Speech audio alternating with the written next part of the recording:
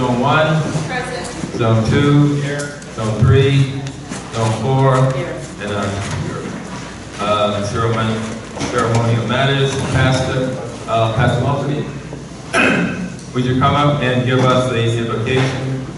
And then we will have the pledge of allegiance.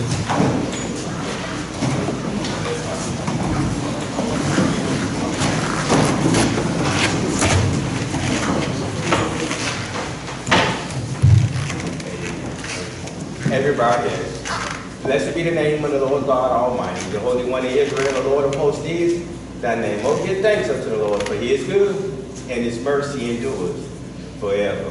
Lord God, our Father, in the name of Jesus, we just come together here today, oh Lord God, as we have the commission meeting. We ask and we pray, oh Lord God, that we will have a peaceful and structured meeting. We ask and pray that all decisions be made for, amen, in the best of every citizen, taxpayer citizen here in the city of Lake Haven. We ask and we pray also that you just guide everybody, this commissioners, decision makers, amen, and all that you, amen, lead over the meeting before, amen. You're King of Kings and Lord of Lords. We ask and we pray, oh Lord God, these things. We ask and we pray in Jesus' name. Amen. Amen. To the flag of the United States of America and to the republic for which it stands, one nation, under God, indivisible, with liberty and justice for all.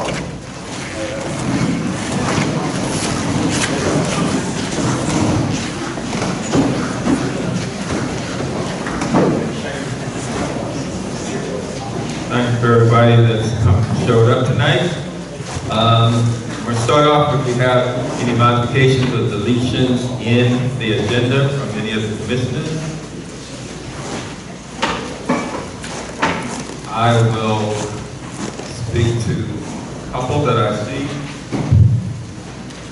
Number 5, delete number 5, approval of the minutes, because you'll see it will appear under the consent agenda with the approval of the minutes. So eliminate number 5.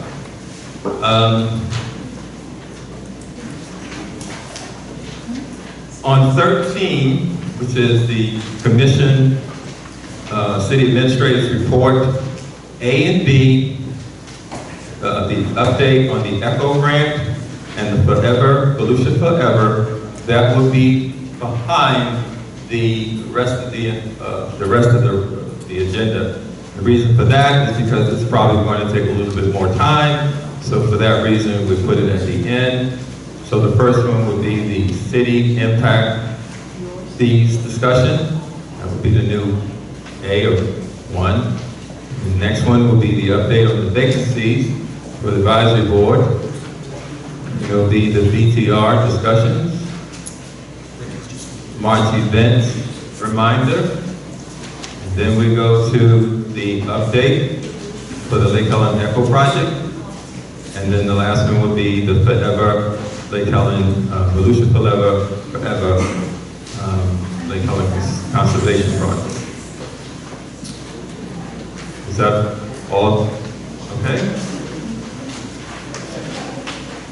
All right. Yes, ma'am. Yes, sir. A couple of others, I think Yes. you had asked me, and again, this is working on the first agenda, so the next April won't be there, but you wanted the commission reports to be right before number 14, before the closing remarks. Yeah, well, since you'd already made up, I said on the next Okay. commission meeting that generally what we have is the commissioners give their reports at the end of the meeting, so Okay. We can leave it where it is We can now. move that, all right. Okay. And then the other I handed out, you, the police chief would like to add an item in reference to an appointment to the police retirement board. I have that. That is the retirement, that is an additional officer will be, that will be, where would that be? Put that under new business. New business, that'd be fine. Okay. I would like to add an item for 250 John Street. We can't hear. Yeah, I'm sorry. I'd like to add to the item in new business under 250 John Street, that we mark the property. Thank you. So, So now we're down to the presentation to the commission, proclamations for the water conservation.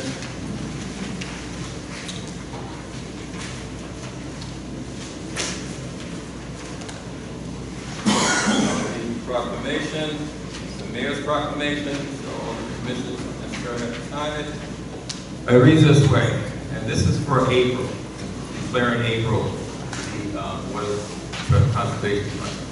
Whereas water is a basic and essential need of every living creature, and whereas the state of Florida Water Management District and the city of Lake Helen working together to increase awareness about the importance of water conservation. And whereas the city of Lake Helen and the state of Florida has designated April typically a dry month when water demands are most acute, Florida's Water Conservation Month to educate citizens about how they can help save Florida's precious water resources. And whereas the city of Lake Helen has always encouraged and supported water conservation through various educational programs and special events, and whereas every business, industry, school, citizen can make a difference when it comes to conserving water. And whereas every business, industry, school, citizen can help by saving water and thus promote healthy economy and community. And whereas outdoor irrigation comprises a large portion of water use, I will encourage the citizens and the businesses to focus on improving outdoor irrigation efficiency. Now therefore, be it resolved that by virtue of the authority vested in me, Mayor of the City of Lake Helen, I do by here proclaim the month of April as Water Conservation Month. And whereas the City of Lake Helen, Florida is calling upon each citizen and business to help protect our precious resources by practicing water saving measures and becoming more aware of the need to save water. And this, the 26th year of Water Conservation Month, there will be a special focus on improving outdoor irrigation efficiency. Signed, Vernon Burton, Mayor of the City of Lake Helen.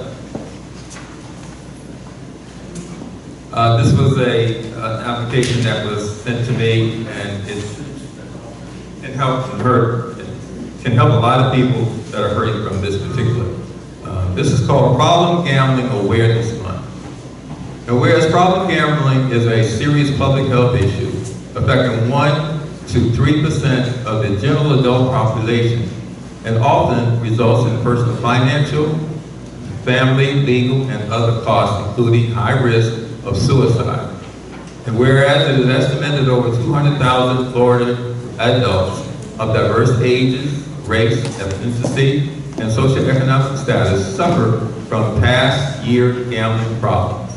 And 800,000 are more at risk of developing such difficulties, constituting 4.7% of the adult population ages 18 and over.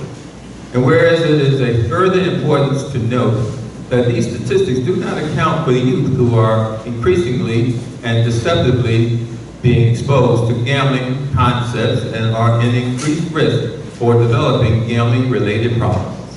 And whereas it is essential to recognize the problem gambling is a societal issue, with 8 in 10 additional people adversely impacted by every problem gambling, increases the affected population by an estimate of an additional 1.5 million individuals, with conservative projections, social costs amounting to more than $9 billion nationally each year. And thereas a problem gambling is treatable for those who seek help, which minimizes the harm to Floridians and to the state as a whole. And whereas the Florida Council of Compulsive Gambling, the FCCCG, Public Awareness Campaign provided an opportunity to educate the public, policymakers, educators, businesses, and mental health and criminal justice professionals, and others about the potential adverse effects of gambling, as well as social, legal, financial, and emotional impacts, and individuals and available supports. And whereas free referrals to problem gambling resources and support included to licensed to certified treatment providers, self-help providers, and groups. Gamblers, safe online programs for problem gamblers, as the OPPG, FCCG, the Peer Connected Program, financial supports, and legal resources. Many more are readily available to all Floridians by calling or texting 888-ADMITTED helpline. And whereas any individual, professional, or other organization dedicated to the assisting of those in need can participate in raising awareness and preventing problem gambling by promoting the statewide confidential, multilingual, toll-free at 24/7 888-ADMITTED Problem Gamblers Helpline. Whereas the City of Lake Helen can demonstrate its support by addressing problem gambling by raising public awareness through declaration of proclamations of the month of March of 2024 as Problem Gambling Awareness Month in the City of Lake Helen. Therefore, I, Vernon Burton, Mayor of the City of Lake Helen, City of Florida, State of Lake Helen, Florida, do hereby proclaim the month of March 2024 as Problem Gambling Awareness Month in the City of Lake Helen. Not reading. Okay, so moving down the agenda, the consent agenda. I assume that everybody's either read the last month's agenda. Is there any questions or any comments?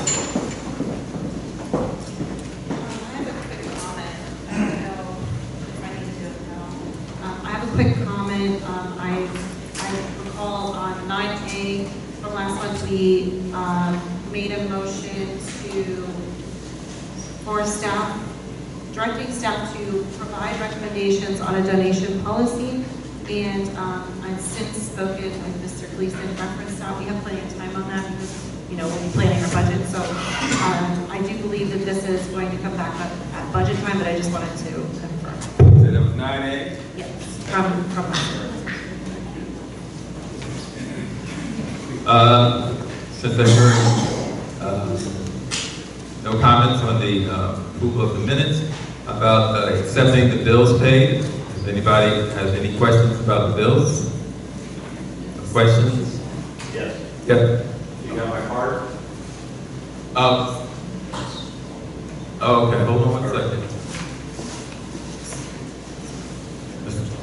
I'm sorry, we're here for the commission for a moment. Wait. Chris? 7 Bravo, wrong here. Correct. Okay. That's. All right. You want to come up? Sure, unless you guys have any questions first. Well, what we're I doing, can clarify. well, is so that we can approve it. If you have any questions, then we can address that before we go beyond that. If it's okay with the public that submitted the blue cards, I'm going to adjust some of your numbers to coincide with what the agenda has been moved around to. Thank you. Yes, sir. Yeah, it's Ron Parrott. Ron Parrott, 451 West Michigan Avenue, Lake Helen. I got a question that concerns you, Mayor. Yes, sir. You were reimbursed for $431. The first time I saw it come out, there was no description. The second time I seen it come out, it was travel to Tallahassee. Can I ask you what business you were doing in Tallahassee? Yes.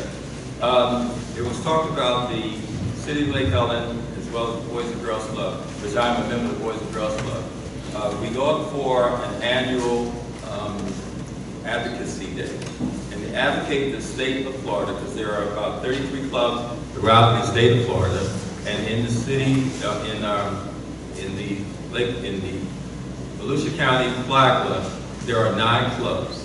And we have a city commission, we have a city Boys and Girls Club in the city here. So I go up and I represent the city as well as meeting other the politicians. And for that $433, $130 was what we call travel expenses, mileage. So I get miles to go up. The Boys and Girls Club pays for my lodging, So the city doesn't have to pay for that, and they take care of the meals. So this is what we've been doing, that I've done for the past 6 years.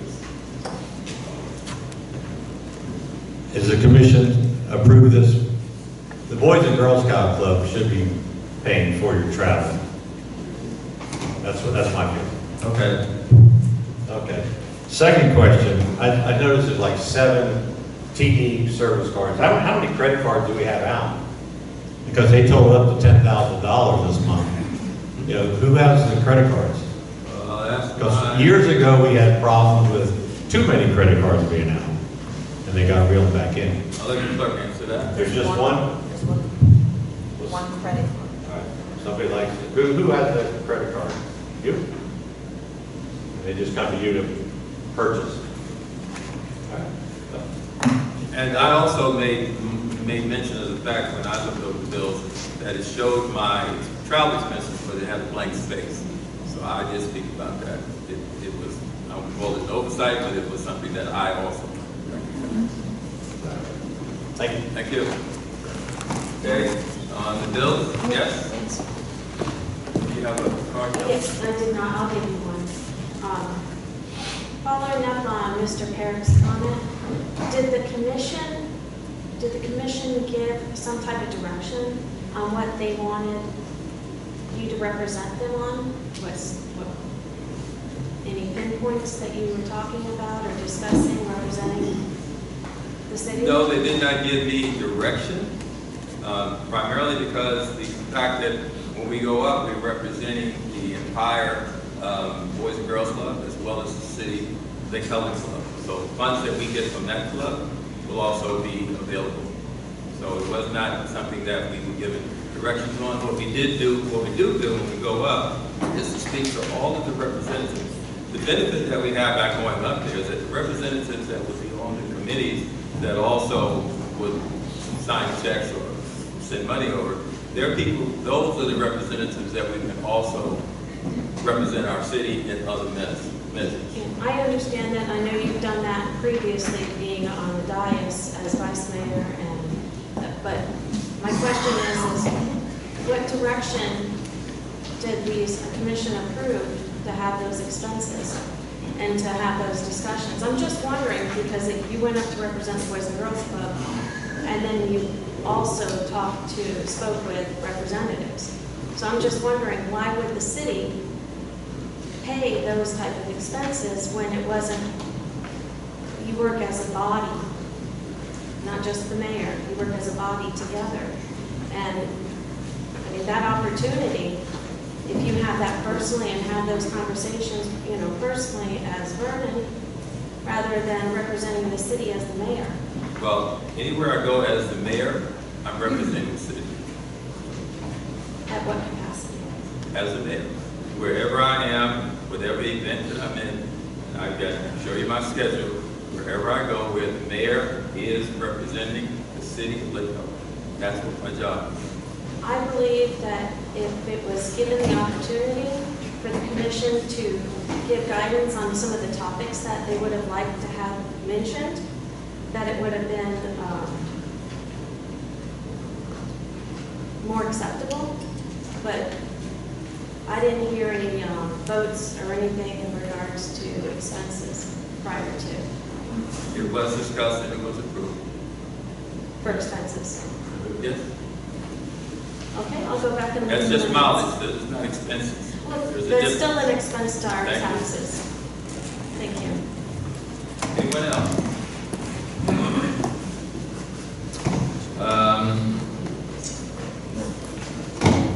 Next one is the consideration. I'm sorry. We're going to do all of them at once No, the consent agenda. on the consent Yeah, agenda. you gotta approve the consent agenda. Consent agenda? Without, do you want me to go through all of them? No, I just want you, I don't think we got a motion and a second and a vote. No, we didn't. Okay. He's going through each one of them individually, then coming back and going to And then ask for a the vote. Oh, okay, my bad. I thought you. Consideration of the monthly variance report. City administrator?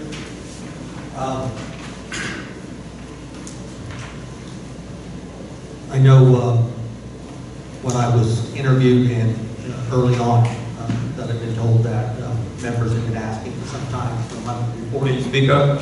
That the board had been requesting a monthly report, Yes. status of the budget. I've been working with Zach, contract finance director. I wanted to get something on the February agenda, the March agenda. So this is the February report that was through February 6th.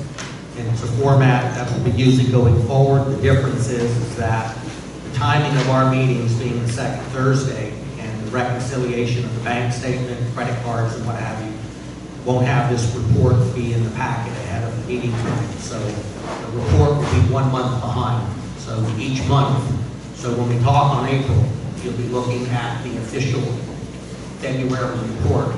This one was through the 26th. And so what it'll show you is the original budget, if there was a revised budget, and then the actual, and then remaining balance, and then we'll give you the percentage of what's used. The format follows the budget line items that are broken down in the general fund, under departments, legislative, executive, legal, administrative, other general government, parks and rec, police. It also includes your stormwater, your impact fee, and your utility fund. And there will be a total, which is really the key number to look at on where you would be. In an ideal world, we'd be at 41.6% through the end of February, and the general fund is at 40% at this point in time. There are line items within departments that may be over, but the overall general fund is tracking. But again, this is the budget I inherited, so as we go on, we'll learn what line items we're over, and we'll, as a group, discuss those as we prepare the new budget, and some things may get some additional funding, or we may have to prioritize some of the items that we do. But at least you'll be seeing a report monthly giving you that. So when we go into budget season, it won't be a surprise. You'll know where we're at, you'll know how we're tracking, and you'll be able to ask questions each month as we go along. Okay, thank you. As I'm understanding, what we normally do with the consent agenda, we have the approval of the meetings. That means that the commissioners have read the meetings from the minutes of the previous meeting.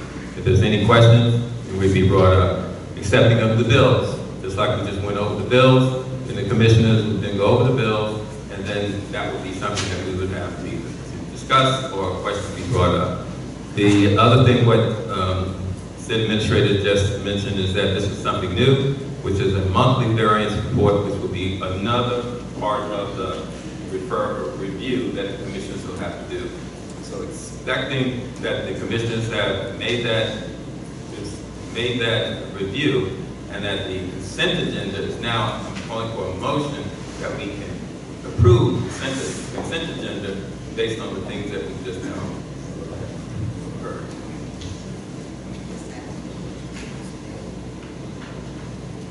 Yes, that was what was asked.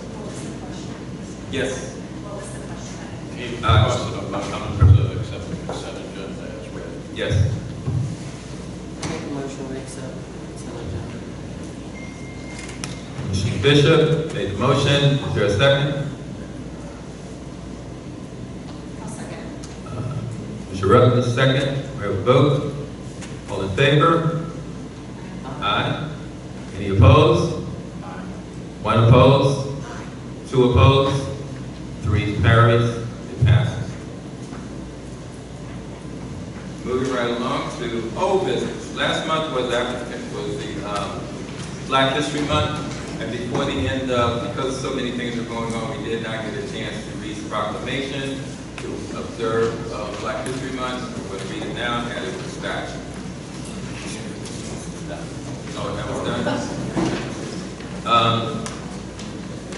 Whereas each year Black History Month is observed on February, and whereas the origin of Black History Month dates back to 1915, when Carter G. Woodson founded the organization known today as Association for the Study of African American Life and History. And whereas observing Black History Month provides opportunities to gain a deeper understanding of African American history and acknowledge the centuries of struggles for equality and freedom. And whereas Black History Month also celebrates the achievements and contributions that African Americans have made in shaping our country, society, and communities. And whereas every year the Association for the Study of African American Life and History sets the theme for Black History Month. And the theme for 2024 is Black Resistance. Whereas this year's Black History Month theme is a call to everyone to study the history of Black Americans and responses to establish safe spaces where Black life can be sustained, fortified, and respected. And now, therefore, the Mayor of the City of Lake Helen, I do hereby proclaim in the past February as Black History Month, and I urge all citizens to join me in this special observance of the City of Lake Helen, signed on 15th of February, 2024. Done. Moving on to 9, new business, artwork in the Royal Park. I have one, Nancy Leary.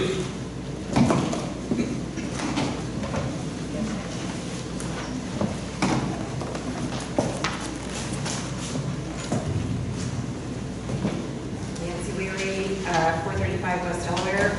I have shared with you, I saw on the agenda, there's a recent request for artwork on the Royal Park bathroom.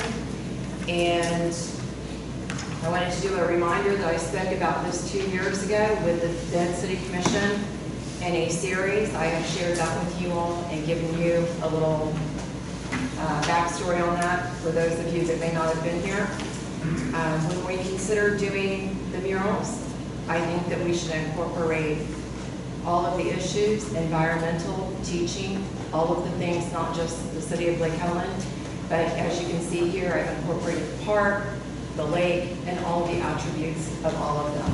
So I hope that you will consider these. Hi, may I speak? I didn't put a card in. Come right up, give your name. Okay, thank you. My name is Connie Hughes, 386 North Lakeview Drive, Lake Helen. I believe I gave a copy of this to all the commissioners about a month and a half ago. Yes, it's in the packet. It's in the packet. The purpose of this, I am leaving Lake Helen after 20 years, and I wanted to leave a gift behind for the kind people that I have met here. That's the whole reason for doing this. The other reason is that when people come to the lake, they're not certain it's Lake Helen. I have many people come to visit and they want to know exactly where the lake is.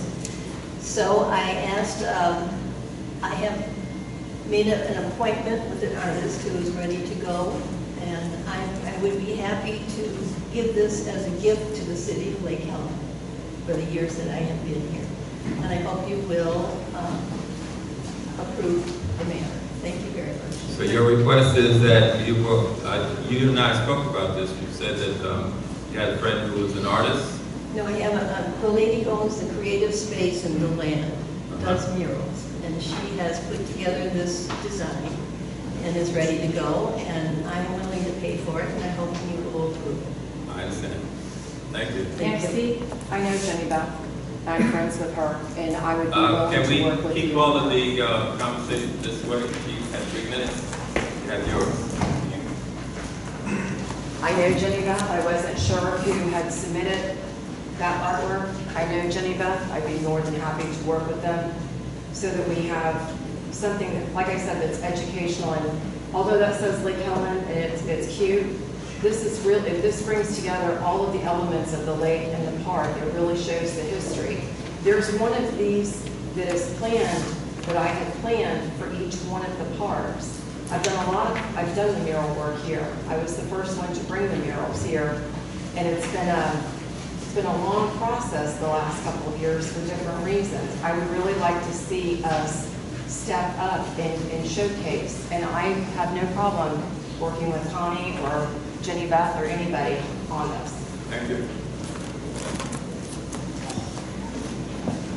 That is a request that has been made that hasn't been a motion or a comment. You want to speak about this? Anyone want to speak about it?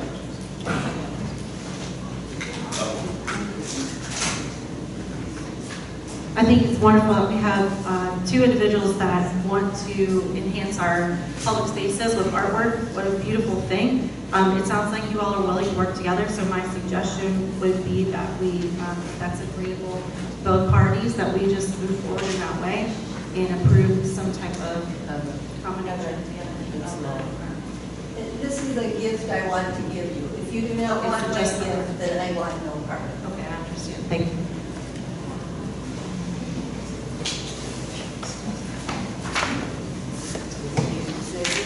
Pardon me? Last name is Hughes. Ms. Hughes.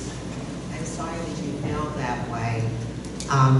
Your artwork that you want to present is nice. However, most of our emblems in Lake Helen seem to have the same theme. They're round. We've got, Lake Helen emblems everywhere in City Hall. I think presenting everything that Lake Helen stands for with education and the lakes and the parks is a very good idea. I do think most people do know when they're in Lake Helen, we're only 4 miles square. Also, I think that this project has been being worked on and presented 3 years ago. It's just been delayed like many other things has been delayed. And I appreciate your willingness to donate, but if you can't work together, I'm leaving. I know. I'm leaving. Soon? Are you leaving soon? Very soon. Okay. But isn't your friend the one that would be available to work Let's with? put it this way. This was a gift I wanted to give you. If you don't want it, then fine. If you do, fine. Because it's more, you get what she's saying, the more art you add to it, the more it's gonna cost. She had planned on paying for what she submitted. And I will say, people do know they're in Lake Helen, but I have been asked many times over the years, is this actually Lake Helen Lake? Because we do have Lake Helen Lake. So people do not always know that's Lake Helen. So that's just my 2 cents. Here you go.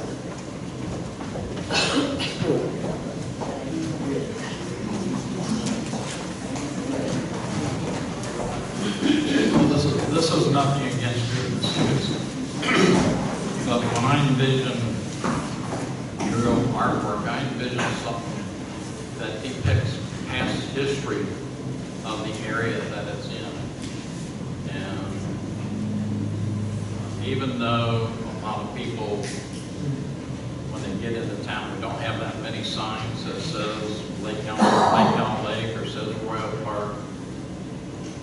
One of the things that we need to get back into is some of the stuff that's in the downtown master plan, which includes the historical looking old-fashioned signs like they've been putting up in Deland that designate the directions towards the different parks and the lakes and the sites that we have. If there was some way of having a mural that had like Mr. Royal overlooking the lake on it or something like that with Lake Helen underneath it, something like that, that would be awesome. But I appreciate your wanting to donate what you're donating. Okay, I believe that Ms. Hughes has spoken to me on a number of occasions a while ago, and she did put that particular drawing out to me. I thought it was a good idea, but the commission is the one that makes the decision. So are there any motions? I have it, I gave you a card. Aren't there more than one wall on that building? One wall on that building? It's not a place. No. You only see one side of it. Yeah, well, unless you're at the lake. Then you see the difference. So, and I'm assuming you're willing to donate yours. Yeah. And Is there one color?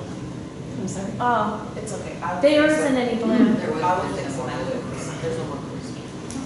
It is not that big. This is on the lake. Kelly Fresca.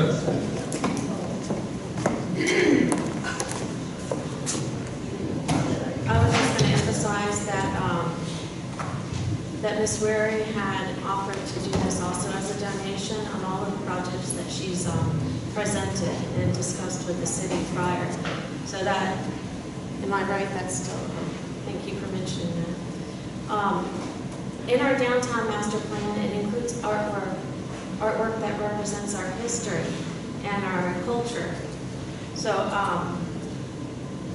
I think that you hit the nail on the head with Commissioner Vice Mayor Eckert with the incorporation of not just our name, Royal Park, and where we're located, but a little bit into that history. And that was just a rough draft on what she had as far as the inside picture. Because, am I right? Yeah. But it's reflective of our native animal, wildlife, and all of that. Yeah, it's not the exact. It is something that can be rendered in more interactive. I'm really sorry that Ms. Hughes doesn't want to work together, but I know you had said that you would be more than happy to. So that, and when I say you, I mean Nancy Wary on that. You have more than one mural you want to do? It's all the, I've worked on the Right. parks. So why can't you do? It's not my choice. It's not my choice what you guys decide. I'm just saying the ones I've done are reflective of each park individually. It's not just the name of the city, it's of the park, the lake. It's inclusive of all of the elements. My only thing is I'm trying to just be fair, and can't we just let more than one person do artwork? Well, if you recall, the entire plan of my murals and everything that I do in the city incorporates community engagement. These were going to be drawn out, and we were going to invite everybody from the community to come and paint a part, so everybody had a part, children, adults, seniors, whoever, so everybody had a part in this mural, and it wasn't Nancy Weary's mural or Connie Hughes' mural. It was everybody, a community mural that kind of brought everybody together was the interpretive, was the plan. But you still have plans to do other murals? Yes. In other parks? Yes. So this one seems to be an issue. Why could we give her one and then you still have the other thing? That's fine, but you have a mural that says Lake Helen that is at Royal Park with our namesake lake. That I know there's been talk about building a pavilion there that was going to be for educational purposes. You have a lake where you can showcase native vegetation, whether it's aquatic or land. You've got animals that you can portray in these pictures and make it a true learning experience, which I think nowadays people are kind of into because it's multi-level. So yeah, I'm just, like I said, I'm just trying to be fair because who knew this was going to be a problem? It doesn't have to be. I know, I'm just saying. One thing about art basically is in the eye of the beholder. It's not something that you have an exclusive right to, that you can only decide that this is art and that is. I would say that there is an opportunity for someone to do something. That right up there on that wall there is art. That's art. My mother made 4 of those panels up there. It was just art. It was something that was contributed to the city without necessarily having their name on it. That wasn't the issue. The issue was that someone thought enough of our city that wanted to do something that would benefit the city at no expense. So I don't know why there's a problem, why there would be a problem if someone were to make that offer. I haven't heard anyone else making the opportunity available. But as this is not going to bog us down, Ms. Hughes, I know your heart, I know you explained this to me, so I'll just ask, is there a motion on the floor? Kurt. Oh, there it is. Thank you. I'm going to make this short and sweet. Kurt, I live in Lake Helen. It's not very often somebody comes to the commission to want to give you something free. This young lady has lived in this community for 20 years. I don't know her. I've never met her. It's a gift. Would any of you turn out a gift from somebody that cared about you or cared about the community? Now, I know Nancy has her stuff that she wants to use. We're asking for one spot. One spot that a resident who's been in the city for 20 years. It's a no-brainer.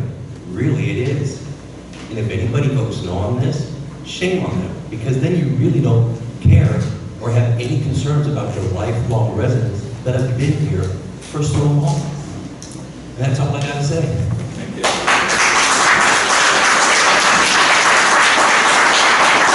Are there any more comments about this?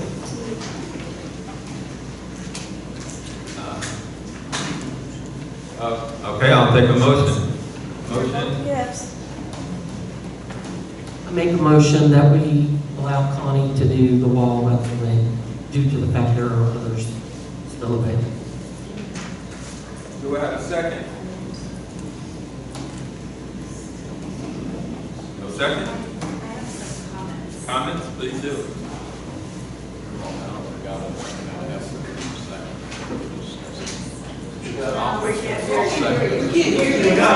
Okay, I was mentioning to her that since we're in the middle of making a motion, she can't make a comment on it until there's a second, so I'm seconding it so she can make her comments. Thank you, brother.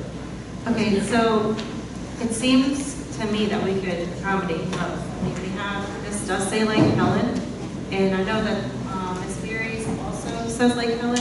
I don't see any reason we couldn't modify that. It seems like this might take a little bit longer to get going. And maybe if this was moved up towards the top of it, scaled down, we could do both. But I mean, they're both lovely, and I really appreciate the gesture, and like you all have been saying, so I think it's a wonderful gift. Thank you. Could you restate the motion? The motion is to... Allow Connie to do that wall in light of the fact there are other murals to be done. Thank you. I have a motion, I have a second, I have a vote. Zone 1, Yes. Zone 2, Yeah. Zone 3, Zone 4, Yes. and I vote yes.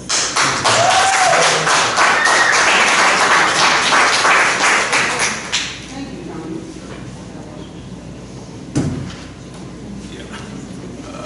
Yes, that's an open, general vote. Okay. We're at 10. Yes. We're What about John Street? John Street. It has That's a 9, didn't it? Oh, yeah, You did? Yes. 9. What is that? 9B. 9B. 9B for John Street. You have to I comment got all on. about that. Thank you. Ranger James in the audience. Okay, Ranger James came up to me and reminded me that there was some property on the north side of John Street. It's 250 John Street. It used to be called Jimmy Martin's Fernery property. It is now owned or being managed by Citron Investments Group. It's 45 to 60 acres. I'm not exactly sure how many parcels are involved in it. And it is going up for auction. It is a large swampy area with a man-made lake. It's got a couple old dilapidated houses that are falling apart. And it is in the prime area for stormwater discharge into it. So, I would like any other commissioners' comment on it, see what they think about it. Doing something with the property. Because I like to talk. I do know, well, I know we have a packet at City Hall somewhere with information about this property, and I was told I think there's like $200,000 worth of liens on it. My only other concern, and I don't know that for a fact, I heard that. My My only other concern is, that property was once a farmery. So, I don't know about the environmental But over 10 years ago, of it's the, also completed land. so, that's it. And so I'm assuming that when it goes up to auction, they're gonna want at least a loan amount. There's no cards on it, Betty. Betty? Yeah, according to the property appraiser's website, its just value is $143,100. It is a large amount of acreage. We have no parks on the north side of town, which is above Main Street. This would be a great area for us to have a park and some horse riding trails in, because there's a lot of horse people up in that area. And I'm hoping, and if it's all right, I'll go ahead and make a motion.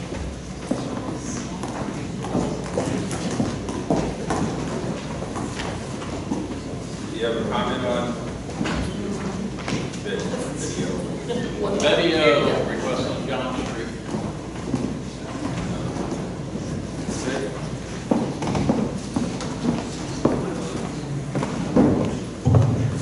Hopkins, 715 McKinsey Road, and of course, I live across from that property. Oh, there, oh, sorry. It's me, okay. I live across from that property, and in order to do anything with it, I would love to see it bought and nothing else done with it. But I do know that because of the pesticides and herbicides that have been used on that property, it is very toxic. So it just depends upon whether the city would like to buy it. Like I said, it'd be great, then I don't have to have houses across the street from me. But I will tell you that it's very toxic. A number of years ago, I talked to somebody who was doing it. They went down 12 inches and they quit doing anything because it was toxic all the way down there, and they couldn't do anything about it. There is, and I don't know the name of it, I have to ask a friend of mine, but there is some kind of pesticide that was using on that is very hazardous because it's designed to kill some little bug that is in the permit. So you all just, like I said, I'd be glad not to have anything across the street if we can do a park. But I think you need to do some research on it to find out whether it could even be used for that and for people there. And you got to be a great park if it didn't have all this background with it where it was so toxic. Thank you. Isn't there always standard water there? Is there it's like a standing water, it's not flowing, it's just... Yes. No, there's, I haven't been on that property for I some run time. by it and I see it. Yeah, but it's, and you can look at the lake that's next door to me, and that's where you can see, that's all, it came over into my lake. So all of that toxic stuff is in my lake. And that's why we've got all of these weeds and everything else in there. So, I don't know, like I said, I'd love to see something done with it, but I don't know, I think it would be a very, I don't know, it'd be cost effective for the city to really do anything with it. So. When was that soil test done? No, it wasn't a soil test, it was someone that was working, I think it might have been when Jimmy was still alive, but no, it wasn't, he was dead at the time. But somebody went in to test it, I don't know who it was, and like I said, this has been a number of years ago. But I think they were gonna do something with it, and they found so much toxicity in it that they said, no, they gave up, they just said we couldn't do anything with it. So it would have to be super tested, and I need to go down really far to see whether it could be used. But I do know that any of that stuff that was in that came into my lake, because we're right there. And that's why I've got all these wonderful weeds in my lake that grow so well. In that area, there's also it's got a lot of ground springs in it that bubbles up through the ground and graces swampland up there, and that's where the deep creek out on the area between Lake Helen and the open county area in the center of Volusia County. That's where a lot of the deep creek area starts at, is up in that area. So that's why the water flows east. It goes past Betty O's property, crosses Pervat, goes out that way. Thank you. there a motion or is that? I have the That card. was just a discussion. I have the card. You got another card? Oh, yeah. Kelly. Well, we're a busy night, aren't we? Let's talk about it. I had the opportunity about 5 years ago when I was running for office, and I spoke with Ranger, and he had expressed how he'd like to see that land preserved. And so that's something that I had worked on, trying to get information on it. Once the forever, went through on the ballot and things started to roll, I did my research and I found out about Citron Investments. Kind of hit a dead end, but I still, 2 years ago, did an application with Lucia Forever for conservation, for acquiring the property. Unfortunately, at that time, they hit a wall because there was no way to get a hold of anybody. They weren't getting any response. It was just like dead in the water because you can't do anything if you don't respond. Last year, I had spoke with Lucia Forever's director, Tim Telfer, again, and I had informed him that, that this is going to be coming up. So this is something that has been on the radar, and Lucia Forever, at the time was interested in, seeing the application and seeing what could be done. I think that the city, if they were to support it, I think that Lucia Forever might, find that it's a valuable one. Now, there is 3 properties. The front property is the, maybe like 30 something, and then there is one that's complete wetlands. And so altogether, I want to say the number is 68. I'd have to go back and look at my notes. But there's 3 parcels included into that. And when I wrote out the application, I represented it as passive recreation. So there would not be a concrete pad or walkway. It would be natural. Horses, walks, using the trails, basically in that format.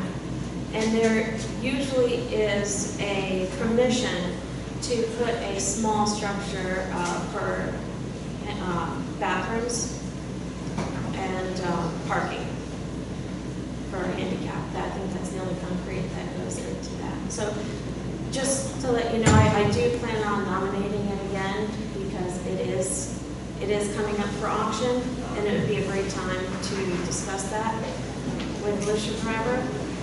Full disclosure, I do sit on the Lucia Forever board, and board members have nominated properties in the past, because there is no monetary gain from a person nominating a property if you don't have anything to do with it as far as owning it. So just wanted to give a little background on that, and this is a property that I know is very dear to Ranger James's heart, and it's something that he has spoke on several times, and I just wanted to see that come through as possible as it can. So, and give you full disclosure on that. Thank you. Does the properties, does the one just east of the well site, is that part of one of the parcels? At the end of John Street where the well's at, just east The end of the, That's not? I don't know, no, that's not. It's from the end, somewhere around there, going all the way to Mackenzie. They were like a straight line from, please don't take every single word accurate because I'm trying to remember from muscle memory where the line is. The reason why I was asking about that property was to see if it was attached to the Corvette Cemetery that's in there. No, it's not. It's not, it's adjacent. And that was mentioned in the original Lucia Forever application. And those other lots go further back into there. And that is a man-made lake.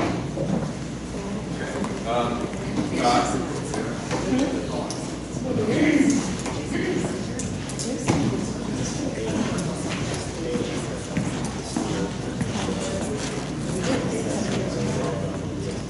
Preston, 352 Connecticut Avenue.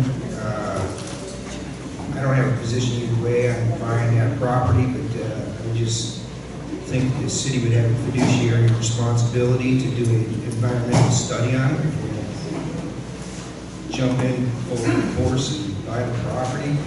And would also like to see the city do a feasibility study on how it would impact the city as far as long-term maintenance costs. That's it. Thank you. May I make one comment on that? I think that's a great idea, Mr. Preston. However, Blue Shirt Forever, if they find that it is a viable opportunity, they do a lot of research and they do a lot of that before we ever start spending money on something that would not come to fruition. So I understand where he's at. I'm just saying that that's something that Blue Shirt Forever, if they're interested, would be in their process. Thank you. Any more comments on John Street or any motions? I just got a question for either the attorney or administrator. You need a motion for us to approve for you guys to look into it?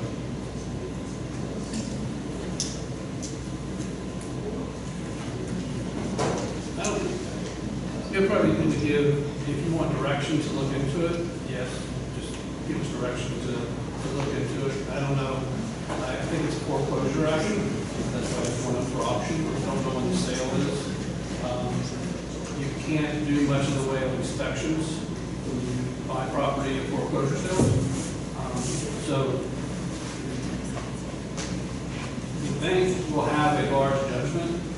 They don't always get their judgment amount. Banks don't want the property back. They want it to be sold. How much they'll take for it, I don't know what their judgment amount is, how much they'll take for the property, I don't know. But you've heard some, statements tonight that there is potentially contamination issues. Contamination issues, so you probably need to look into that somehow. The problem is you can't do it without the owner giving this consent to actually want the property. Apparently the owner is not available to give us consent. So if it goes to foreclosure and nobody bids, then the bank can become the owner of the property, then we can work directly with the bank. But you can just give us direction to get as much information as we can, and report back to you. And I make a motion that the city staff work with the Forever Program staff to check on the viability of the property on John Street, known as the Jimmy Martin's property. Second. We have a motion to work with the bank, looking into it. We have a second. Yes, we do. Okay, vote. Zone 4. I've got to switch it up now and then. Zone 4? Yeah? Yes. Yes? Yes. Yes? Yes. And I'll say yes. Now we get to the quasi-judicial. The quasi-judicial is the Historic Preservation Board. Yes, sir.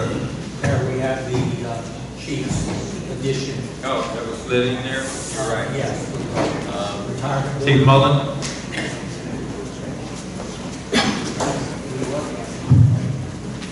I'll make this quick. Can you hear me all right? Yes. Yeah. Last month as a police retirement board, we voted in a 5th member, Officer Dane Crowd. While doing the annual report today, I discovered that even though our board can select a 5th member, it still has to be approved by commission. So before you can officially be on the board, I need you.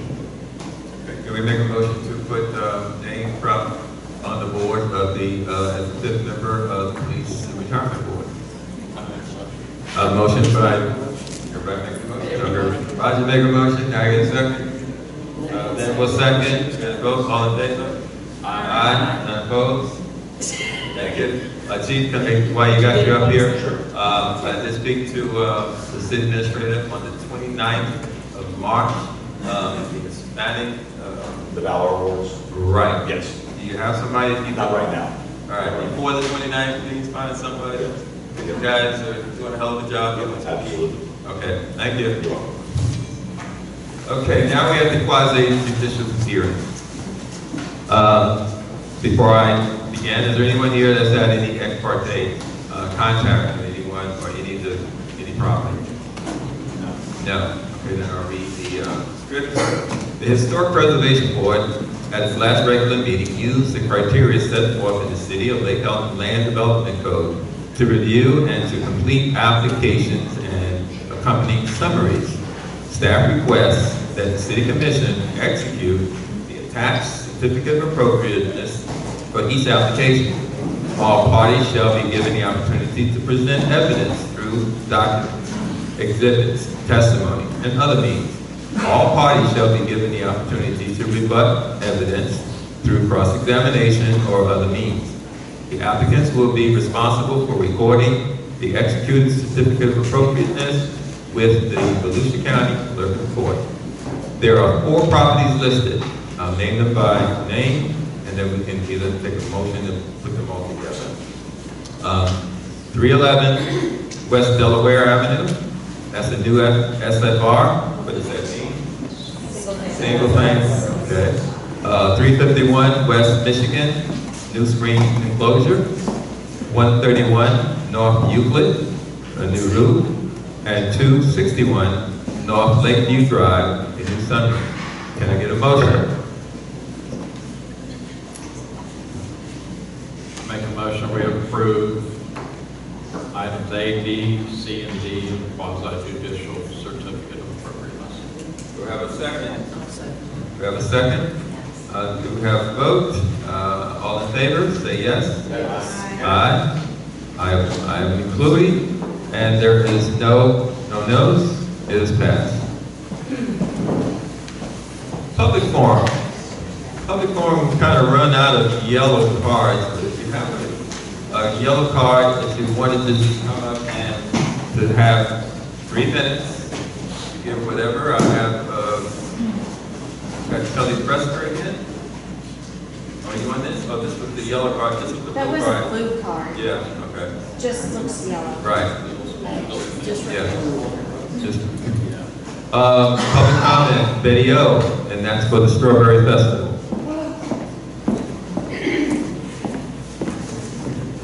Betty O'Loughlin, 715 McKinsey Road. Just my question on that, we have arena, just, and it's for anybody to use, the outside, just the practice arena. And the last time the Strawberry Festival was here, they tore it up big time. So my question to you is that you come up with any charge that, so it can be put back, because we've had to put it back so that it could actually be used with anybody. And they did that, they put that great big truck in there, and it's really, they just tear it up. But it's like they close everything up and then leave, and this is a big mess there. And we'll be having the show, it's the next weekend. So my question would be, how do we do that? I mean, we can't add one more thing to Ricky's list, to do that without some type of compensation.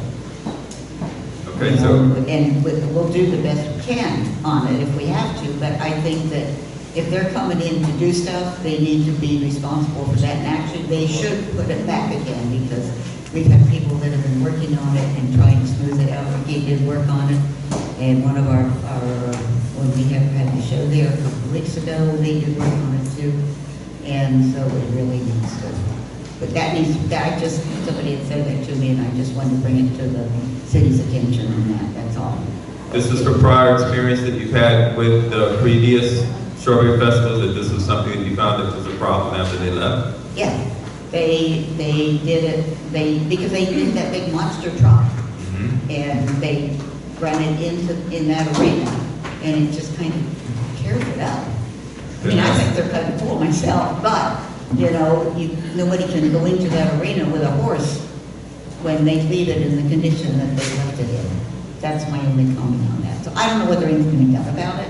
I just wanted to make the city aware of what was going on with that, and that's the best I can do on that. The Strawberry Festival, it's a contractual arrangement with the city to provide the space. And in that contract, does it delineate what needs to be done and to? I don't know that. I'm just spoken to the attorney. Do you know of anything in that contract that I would? have to look at it. It's probably an event application that they fill out. It's not a, that's a form of a contract, but it's not a contract per se. When we contract with them to do Strawberry Festival, they fill out an event application and say all the stuff that they're going to do, and then it was approved, presumably by this commission.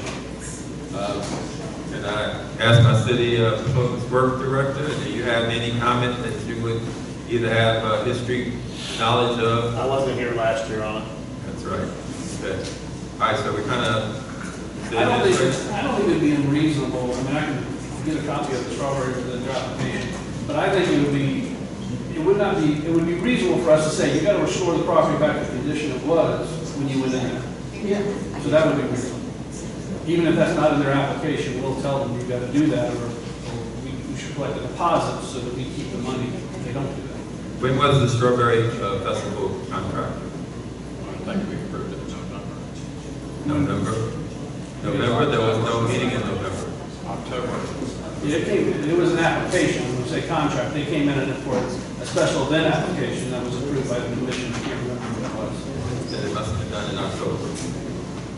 I'd say that because we didn't have a meeting in October. In November, we just had the swearing in. The meeting. It was done. It was when? It was done, I'm not exactly sure. Okay.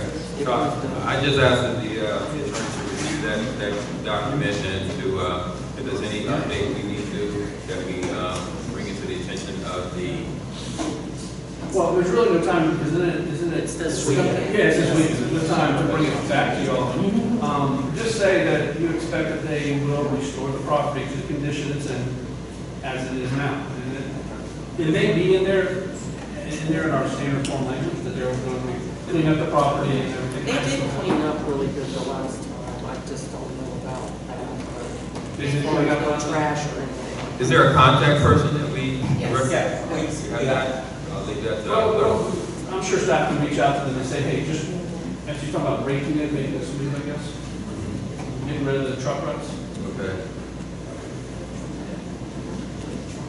Public comments. We've all ran out of yellow. No. Nancy, and yellow. Public forum. Todd Preston, you'd already touched on the septic tank. I had something else to say. Okay. And you want it on the blue or the yellow? Yeah, public comment, Okay. please. It's not on this one. Yeah, we got a whole- Sorry about that. I'll find another one, Todd can go ahead. We have it. Crosses for across the lake, Nancy Road. Yes. Cross right. Sorry. Yes. This year, this Easter, March 29th through 31st, will be our 6th year here in the city of Lake Helen. For the first 4 years, we had crosses on city property, including at City Hall. Last year, we had a commissioner complain, and ultimately, they ended up asking us not to place, although the city supported other religious events that weekend. I've talked to Mr. Gleason and asked permission to place our crosses this year, and I think that is something that you all will have to decide. So we're down for the count. I'm going to tell you that we had a Christmas angel. The city had a Christmas angel that was up for over a month at City Hall in December, which I think we all love. So, but we cannot be prejudiced to one Christian and not another. So I'd like some direction on allowing the crosses or not allowing the crosses.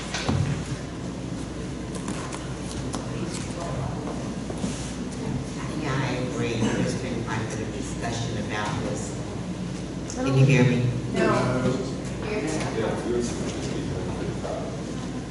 There has been quite a bit of discussion, and I think that we all understand and recognize that in the country that we live in, that we cannot be prejudiced against any other religions, or not, whatever.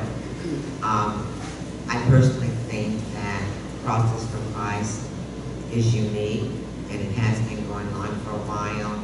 I would like to see it continue, but everybody must know that any other group, religious group or non-religious group that may want to, I don't know, put a grass pot out there can also do that. But I would like to go ahead and move forward with the process of Christ. I can read, probably a good thing for me to do is I'll read you the email I sent to Lee Evatt discussing this last year.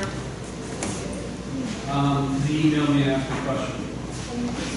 The cross is not being, this is my response. The cross is not being, Can't hear it. you really can't hear me. No, I'm serious. No, we can't. Go on the back.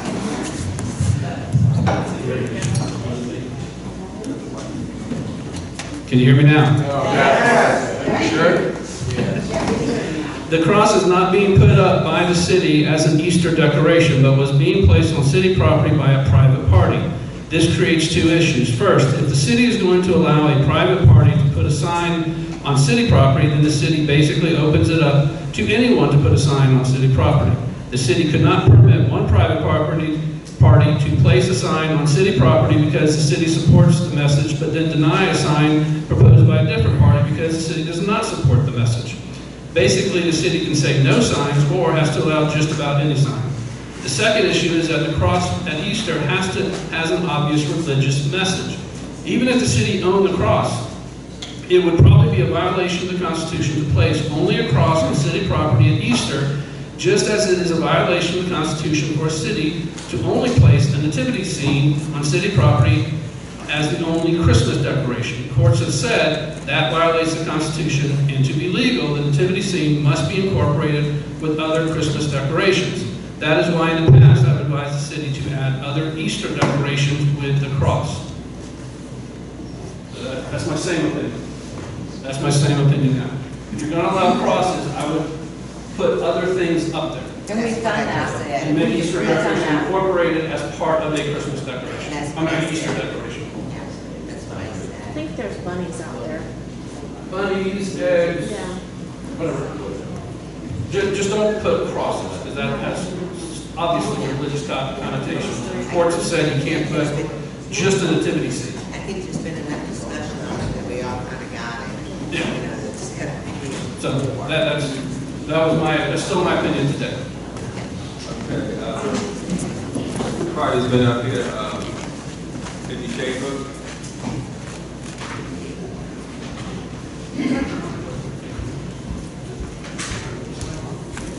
I'll need that microphone. Right here. Absolutely. Good evening. Can you hear me?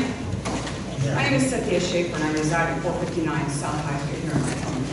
On February the 9th, 2024, the city of Lake Helen was served with a certified return receipt demand letter for the damages done to our property located at 459 South High Street, Lake Helen, due to storm water. The demand letter asked for a 30-day response from the city. To date, our attorney, John Bill, has not received any correspondence from the city with concerns to this demand letter. I did have a conversation with Roger Eckert, who told me that the city had placed a claim with their insurance company. The claim that he placed was denied, I was told, because you don't have flood insurance. Our attorney was contacted by Jasmine Harrell, presumably from the city's insurance, saying that they were denying the claim due to no flood insurance. I'm here before you tonight to ask you, what is the city's position going forward with claims of damages to my home? How do you plan to proceed? What do you plan to do? I need to know so that our lawyer can either resolve this or we can continue to file for our record. Cindy, so let me understand, you filed a claim. I didn't file Not it. a claim, you filed a notice through your attorney. You all That have was a letter. returnable within 30 days. I'll let my attorney speak to that, because I'm sure you've gotten it. Mayor, question is, it was turned over to our insurance company. I have not seen any communication from the insurance company. I would advise you not to talk about it. Okay? That's a So, legal. is your name Mr. Simmons, correct? Simpson. Simpson. Are you going to respond to our attorney then, so he knows what you all plan to do? So we know how to plan to go forward? After I communicate with the insurance company, I'm not going to say I'm going to respond or not respond. I'll have to talk to the insurance company to see what their response is and then give them my file. Okay. Could you not receive a response? Yeah, you very easily could not receive a response. Okay, and that's, well, tell us what we'll need to do to file to continue. File actually gives us a city. Thank you for your time. Thank you.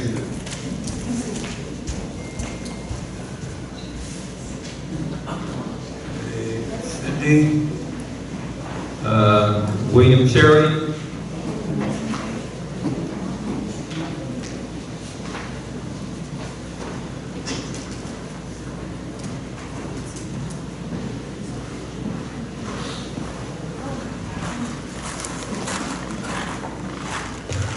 William Cherry, 311 South Wilton Street, Lake Helen, Florida.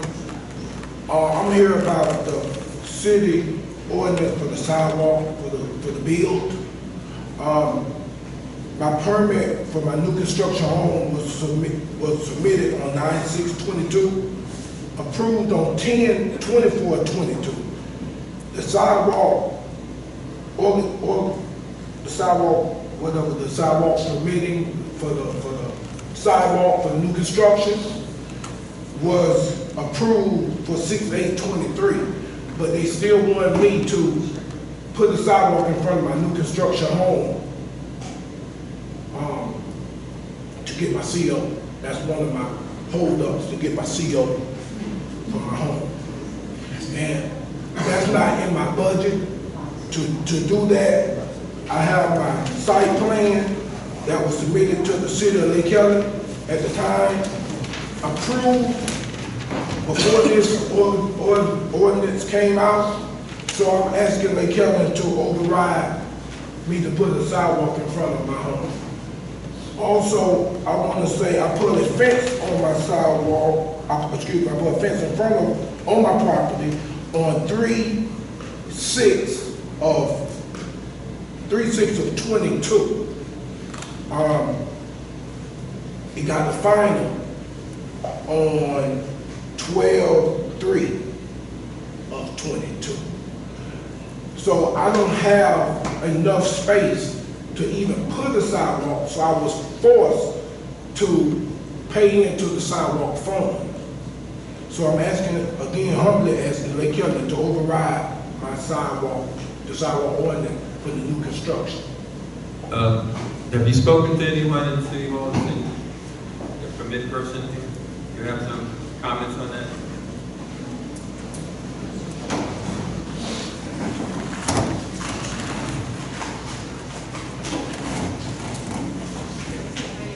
Yeah. Debbie Howell, permitting and zoning. Mr. Cherry's permit application came in when the city was having an issue with the sidewalk ordinance, and it was kind of on that edge of who was going to pay into the sidewalk fund or who was going to put it into the sidewalk fund. So, I mean, it's really up to the commission on how they want to go with that, because at the time, that's when we were having issues with the sidewalks not being on the site plans in the very beginning, when we had that issue, and that's when the ordinance was changed because there was such a misclarification in the code. And that's when we came back to the new code that we have taken in now, that states that everybody within the city puts the sidewalk in, or pays in lieu of. The problem with the sidewalks in the city is that a lot of places are dirt roads, we have a lot of places that have acreage that are requiring, I have one property right now that's requiring 770 feet of sidewalk, because it's on a 5-acre parcel at the end of a dirt road. So we have to try and come up with a way that we can localize where the sidewalks are going to go in the city, dedicate trails for whether it's for the bridle paths, for the golf carts, or for pedestrians, for hiking, whatever. But dedicate areas in the city where we can actually have the sidewalks installed or repaired. And then other areas of the city, like Volusia County, they don't require sidewalks on larger parcels of property. We have one going in a kick lighter, and in the kick lighter in the bed, that's a Volusia County property, 5 acres, there's no sidewalk required. So with Mr. Cherry coming in at the very end of it, when we were in that discussion, some of the sidewalks were waived, they weren't required to be put in. So it's up to the commission to determine whether they want Mr. Cherry to put the sidewalk in, or if they're going to waive it. Every new plan that comes in right now has the sidewalk on it. Everybody. All the new permit, ever since that issue came up, everybody's been required to put their sidewalks in. And then, once the sidewalks are on the site plans, they're sent to our city engineer for review to confirm that they are in the right place. Could you elaborate, how long ago was this? You said there was an issue. What Six, 6/8, when you was approved, when it was approved, the sidewalk was approved, 6/8 of 23. But my plans was submitted on 9/6 of 22 and approved on 10/24 of 22. So it's not on my site plan. So I'm just asking, you know, like again, humbly to override that sidewalk in front of my house. Plus, there's no other lot on Goodman that's vacant on that side of the road. My family owns 2 blocks of that part. So by that, I will be the only one with the sidewalk, but I can't even put a sidewalk there because the city approved me to put a fence there, and there's not even enough space to put a fence, which forced me to pay into a sidewalk fund, which is not in my budget when I started building my house. This was a big, That's the other problem. yeah, this was a big issue before you got up here. If it's not on his site plan, and they're doing all of the site plans now, have them, I personally don't think we should have to pay into it or put up a sidewalk. It was approved on.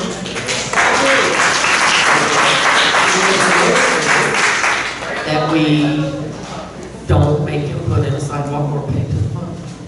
Motion? Second? Motion and second. And your motion is to not pay him put in the It's sidewalk? not on his site plan. All site plans moving forward, since that issue, we have them. So we can't, and he's right. There's no place to put them. Okay, we have a second? There's a language, if I can't compare it, there's some language, there's authorization for y'all to consider this. You probably ought to include it in the motion.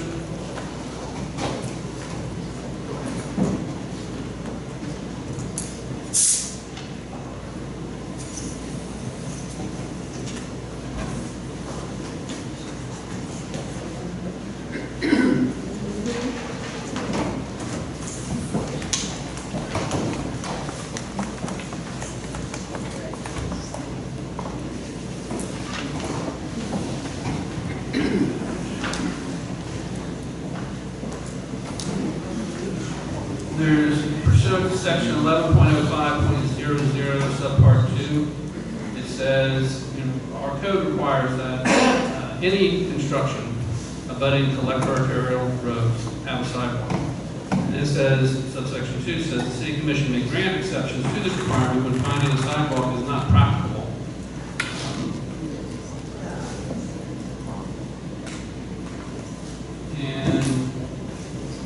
And there's another part that says,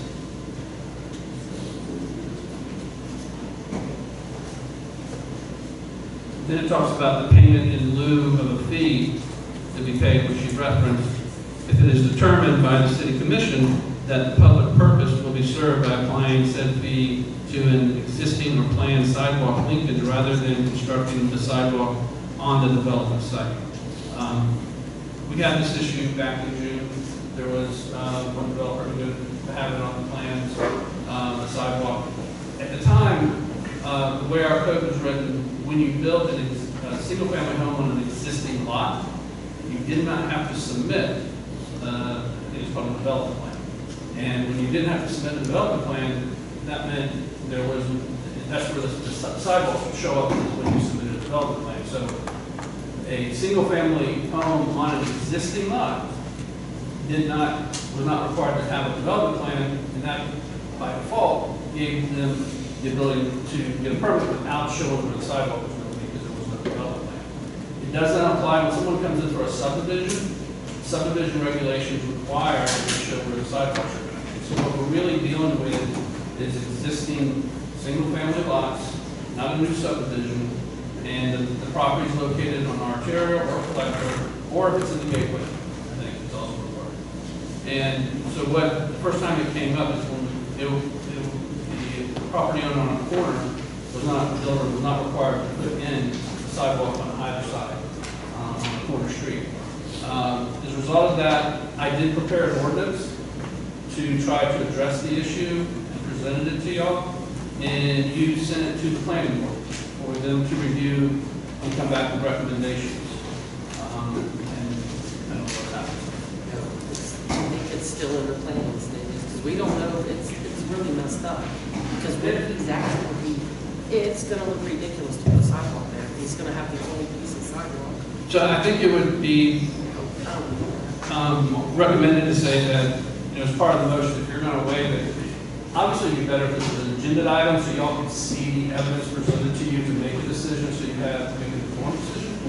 But I think at a minimum, you need to say that based on the evidence, you decide that it's not practicable to require a sidewalk in this location.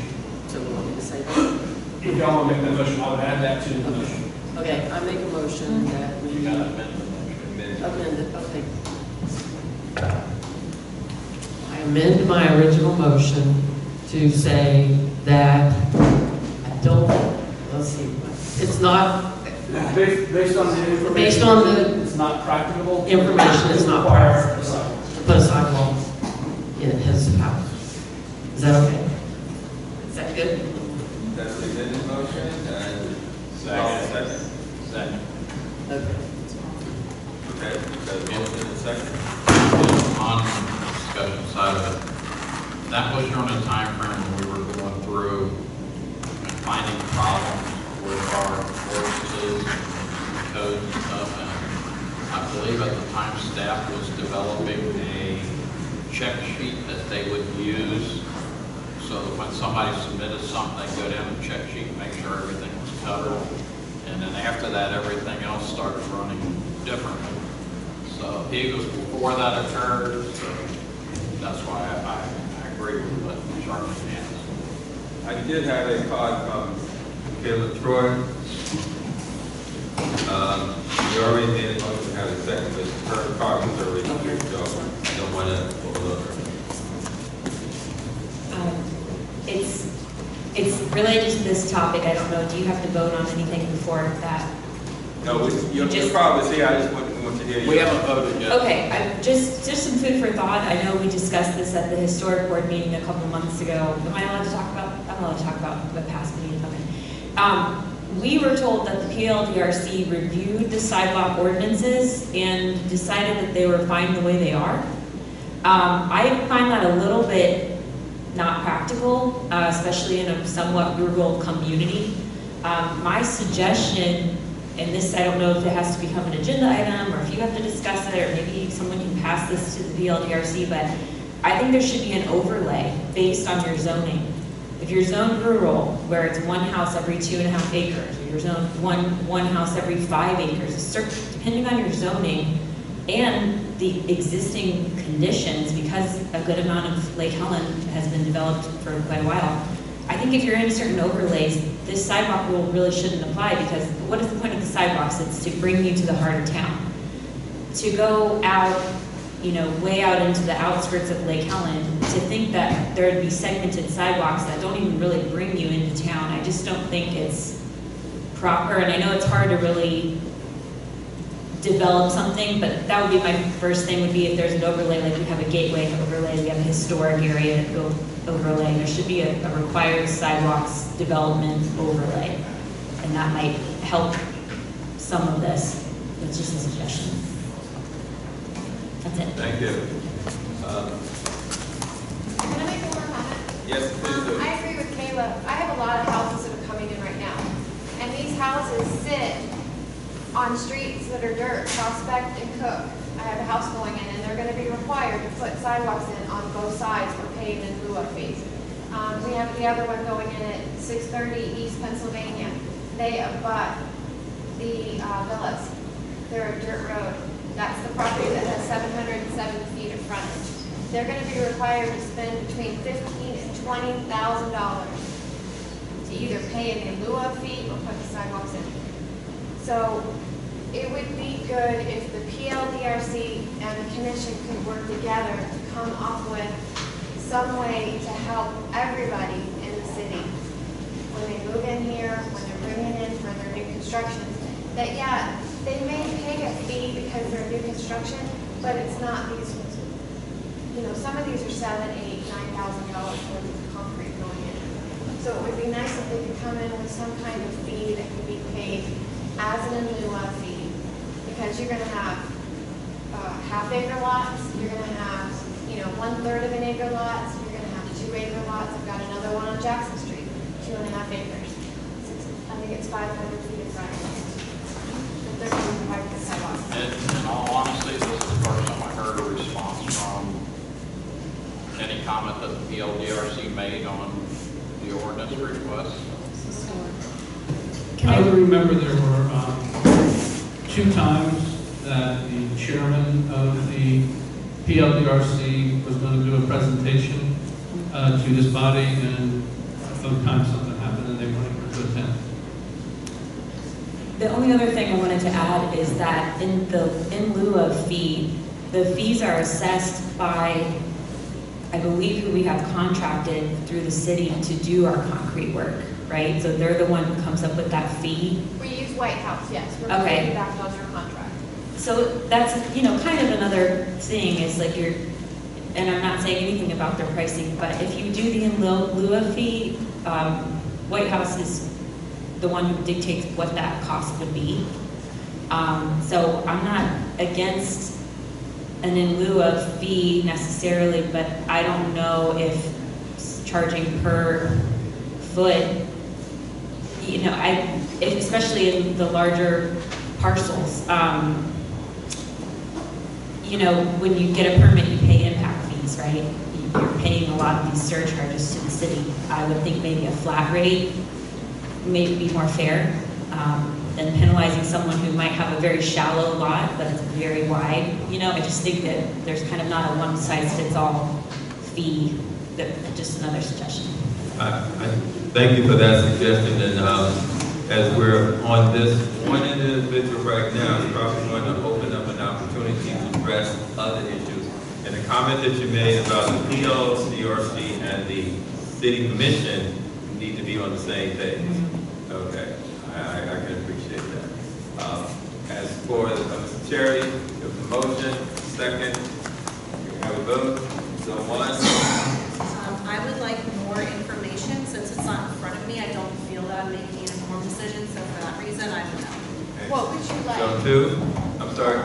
The document, Right. I'm not familiar with the I'm sorry. parcels. I can give you, I have a Ryan, copy. second. Then we had a motion, I seconded, then we had an amendment, I seconded. Yes. John, 3. And just for, technically, you're supposed to vote on the amendment and the amended motion, but the amended motion was almost a new motion. So I would just make it clear that this amended motion here will be the full motion. We're just adding the word, because it's not practical to it. I understand. I vote yes. Zone 3? Zone 4? And I vote yes. 4-1, with looking for more information. That's the clarification. Thank you. Harry Spaziani? Corey?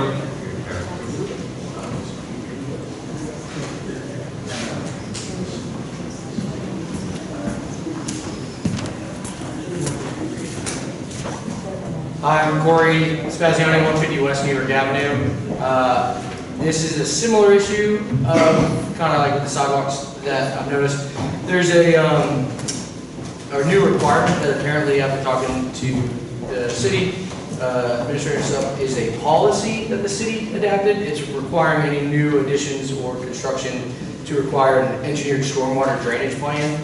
And then I asked for more documentation on that, and I got kind of a letterhead that said effective March 14th, 2022, and then it also said effective July 1st, 2021, so I'm not sure which date it was actually effective of.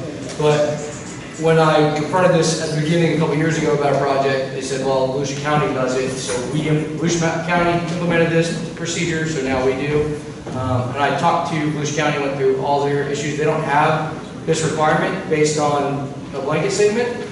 It is just on a very small wetlands and 100 floodplains require these engineered stormwater plans. And so basically what is required for any additions or alterations or new construction per the policy of the town, requires civil engineering. And when I was first initiated me a couple years ago, it said just because Volusia County does it, we do it. And after the conversation I had recently last week, it was like, well, we're really worried about all the houses flooding in Lake Helen and all this stuff. And I was, we talked about flooding, and so I appreciate that. But for me, if the overlying rules of Volusia County and all their EPA and all their regulations says basically it's only required if it's in wetlands under your floodplain to have an actual engineered stormwater drainage plan. And for me, I'm already been approved by the city to build my addition on my house, but I haven't submitted the plans yet because I haven't gotten that. I haven't wanted to pay the thousands of dollars to have another survey and civil engineering done for it because I don't believe that it's in there. And I scoured our ordinances and our building code and all these things. I can't find anything on this requirement. And so for me, again, it's kind of a hazy area. You're requiring all building contractors, all citizens that want to do work to jump through this financial hoop that was just a policy written without being voted on or concerned or outlined or gone all the way through. And for me, that just seems very unfair and financially unnecessary. And I have all the sections and ordinances that Volusia County very clearly specifies what and who need it. And the first exemption on all of that, when required for that with Volusia County, is single-family homes or duplexes is the #1 exemption for needing this. It's basically designed for subdivisions and wetlands and under your floodplain houses. Is this your plan? What is that? Not that one. That's just showing you that all new, So I agree, it has been a process. As a building contractor, have turned in one. Okay. But I did it under duress, and I asked for example or reason why I'm required to do this as a building contractor, so I can tell my client, hey, we need to do this because, and the answer I got was, Volusia County does it, so we do it. And I contacted Volusia County and said, we don't do this, I don't know what they're talking about. And they even emailed me that affidavit, and I went and got their procedures and all their ordinances that say very clearly who is required to do this and who's not. And 95% of the construction in Lake Helen that I know Kayla Troy and other contractors or other homeowners have had to do this just to jump through because my client said, hey, I would like to fight this because I don't think it's fair or right. And she's like, how long will it take? And I'm like, it might take 3 months. She's like, okay, let's pay the $1,200 to have another elevation survey done and pay an engineer to engineer this that we don't really legally need to do. But she was willing to pay the $1,200 opposed to waiting. I would rather wait than spend my hard-earned money. You want to have something? the drainage engineering came about because the city was having so many issues with flooding. Other people's water on somebody else's property. Have you not had that? Yeah. So Volusia County had that up on their website. I reviewed it, took it to Dominique, spoke to Lee, called Volusia County. They do require the drainage engineering. We send all drainage engineering to Derek Scott, our city engineer, for review. If swales are required, he puts it down there, they put the swales in. And that right there gets signed off. You can see the seal on the one I think I sent you that's got the markups on it. If there's reviews that need to be done, they go. The property that Corey is talking about is at 312 Lake Pearl. He added 1,200 square feet to an addition to a house. And was required to get drainage engineering from the homeowner. And he had no problem doing that. Corey came into the office. Hold on for a minute. Did I have a problem with that? Can you please specify? Did I have a problem with that? I did not say you had a problem. You just said I didn't have a problem with that. You just said that out loud. I didn't have a problem with that. No, I said that you were doing a 1,200 square foot addition. You came into the office the other day and Roxanne came in and you stated that it was going to cost you $7,500 to do drainage engineering on your property. Now I've given the city commission your COA showing what's on your parcel right now. You have a house, you have another structure, you have another structure that you're going to add on to, and you're adding how many square feet to that? 2,000? What? Well, that's 2 stories. So Okay, so that's 2 stories. Where's the water going to go? All we're asking you for is drainage engineering, just like everybody else is providing. Every contractor, every new home, every residence, I even have one showing that they were installing a metal building, a very large metal building, and they gave me drainage engineering. I called around and I got pricing on drainage engineering, and the most I got was $1,500, and it was on a 5-acre parcel. Rick Basso came into this commission last year complaining about the same thing, put an addition, built a new house, put a garage up. He was required to put swales in on a 2.5-acre parcel. Here's my question, and you said it to them. You said you have people do engineering, and then you said people have surveys done, and then your engineers whether or not need swales or not. The ordinance that she's presenting required me to do was say, hey, you need to go get the engineering done, and you need to tell us what it needs. And that was what she told me in person the other day. It was like, yeah, just get a survey with elevations with little arrows on it, and then our engineer will tell us if we need swales or not. And to me, that's not remotely legal or okay to have the city just take a surveyor's arrows and then have a city engineer say, oh yeah, we need out a swale, we need out a drainage here. And to me, you can't do any kind of, yeah. So that also my drainage engineering, a true engineering, has that percolation test and all this other things. So that's where, but there's, again, it's not in the ordinance, it's not in the building code, that's where I have a problem with it. It's kind of like, well, some people just use surveys and then our engineer does it. Some people need to go get a civil engineer, some people did. So that's for me, again, it's the issue that like, there's not one rule. And it's not even a rule, it was a policy that was just laminated and put on the wall, in my opinion, according to listening to all the minutes, I've spent hours listening to audio, going through every ordinance file and agenda meetings and all this stuff. It's not on there. Somebody just put it up on a wall and said, do this now you have to pay the money. And my comment was, everywhere else, including the city of Lake Helen, required a drainage affidavit. That's a legal binding statement that says, if I build something and it affects somebody else's property, I'm legally responsible.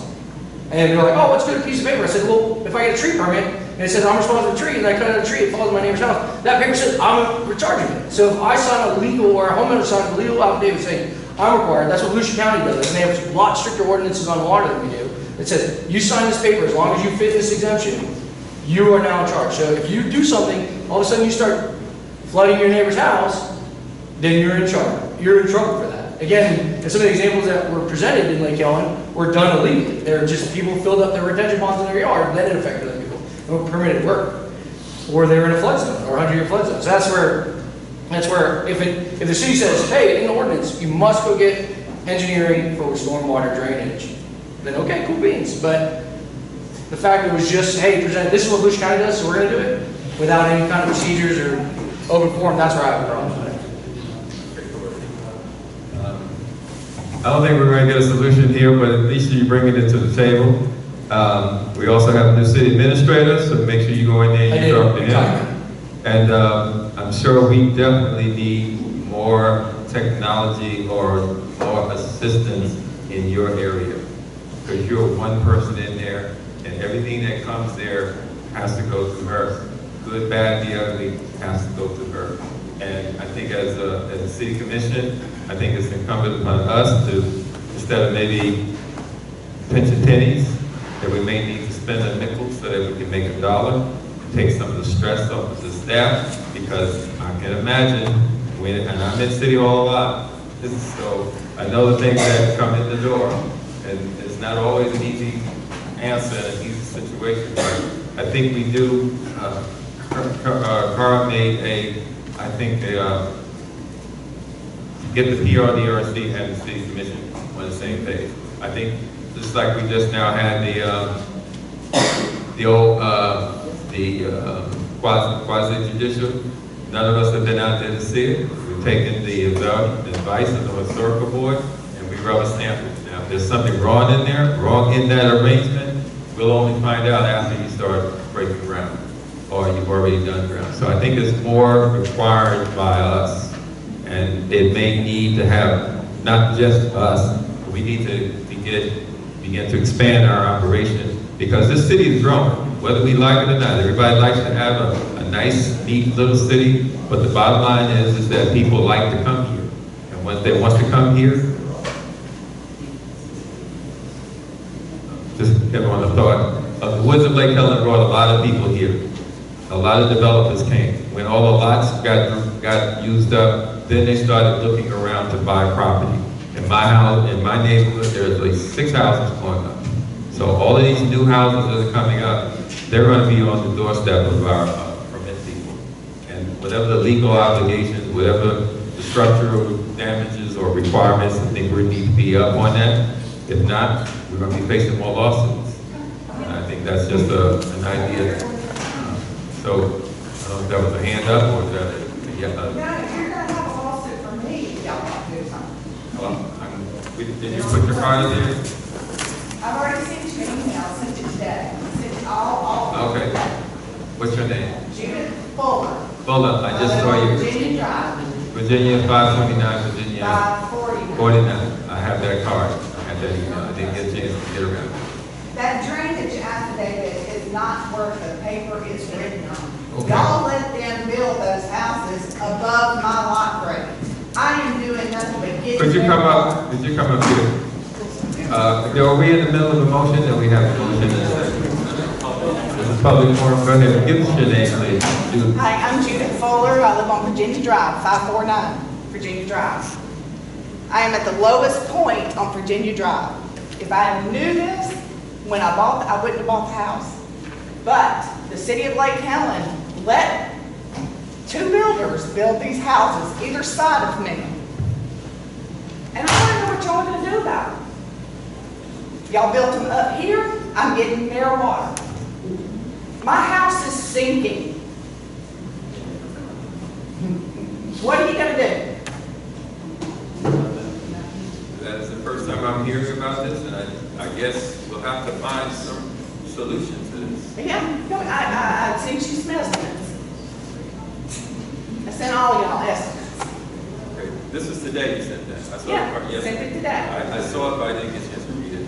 But we will pass it along, and I think it will. And this has to do also with that lovely road that y'all dropped 4 foot. Put a swell in my front yard. Y'all call it a swell, but it's a ditch, Thank you. okay? Thank you. I need something done. Thank you for that. One of the things that was actually pointed out to us by the county council. One of the things that was pointed out to us by the county council, this is on a whole nother matter, but it does have some relevance, is that we change city commissions and seats so regularly that the time that the new city commissioner gets in or new city administration, it's a whole nother situation that has happened. And that is partly why we are now, which is going to, when we get to it, to the ECHO grant. And that was one of the things that was brought up. And those paperwork that I sent, I gave out to you, and this is, I'm just taking this time to just emphasize it. Read that document that you were given that was from the county and telling us why we had to pay back the $156,000. But right now, we're going to get to that. We're not here yet. Is there anybody that'd like to take a break before we go? Yes. Let us take a 10-minute break. Please don't leave. Or if you do, come right back.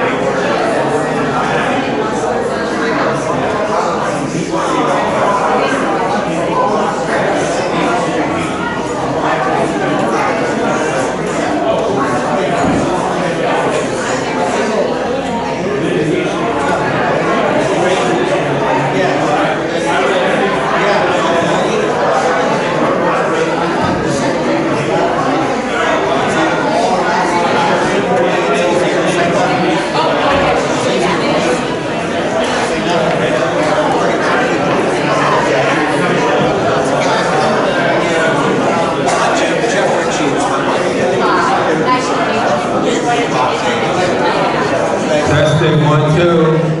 We're going to turn countdown now. So 1 minute.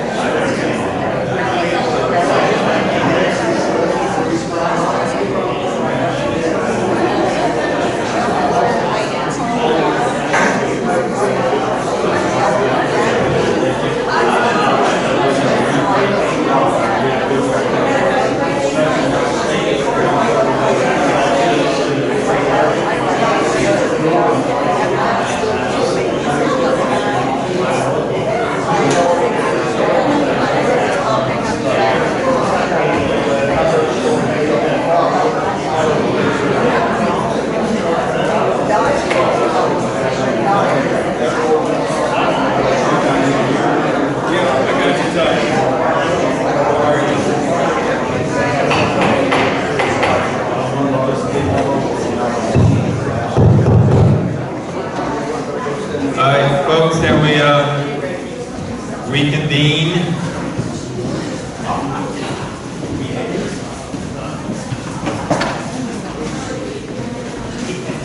Who's telling these out?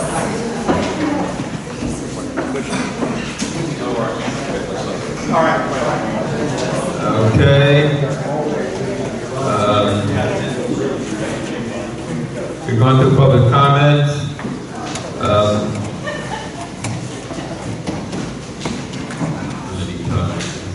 Okay.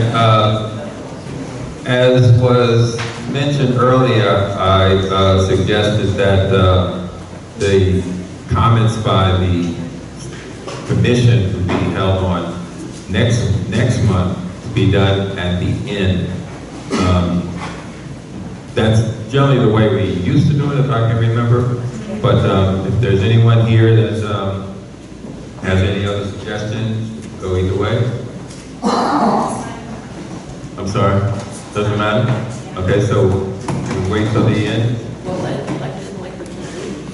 Yeah, well, one thing that'll help you get out of here, because once you don't want to sit talking. Okay, where are we now? We were at the end of the public. Todd Preston had one that was sitting up here. And everything else is already.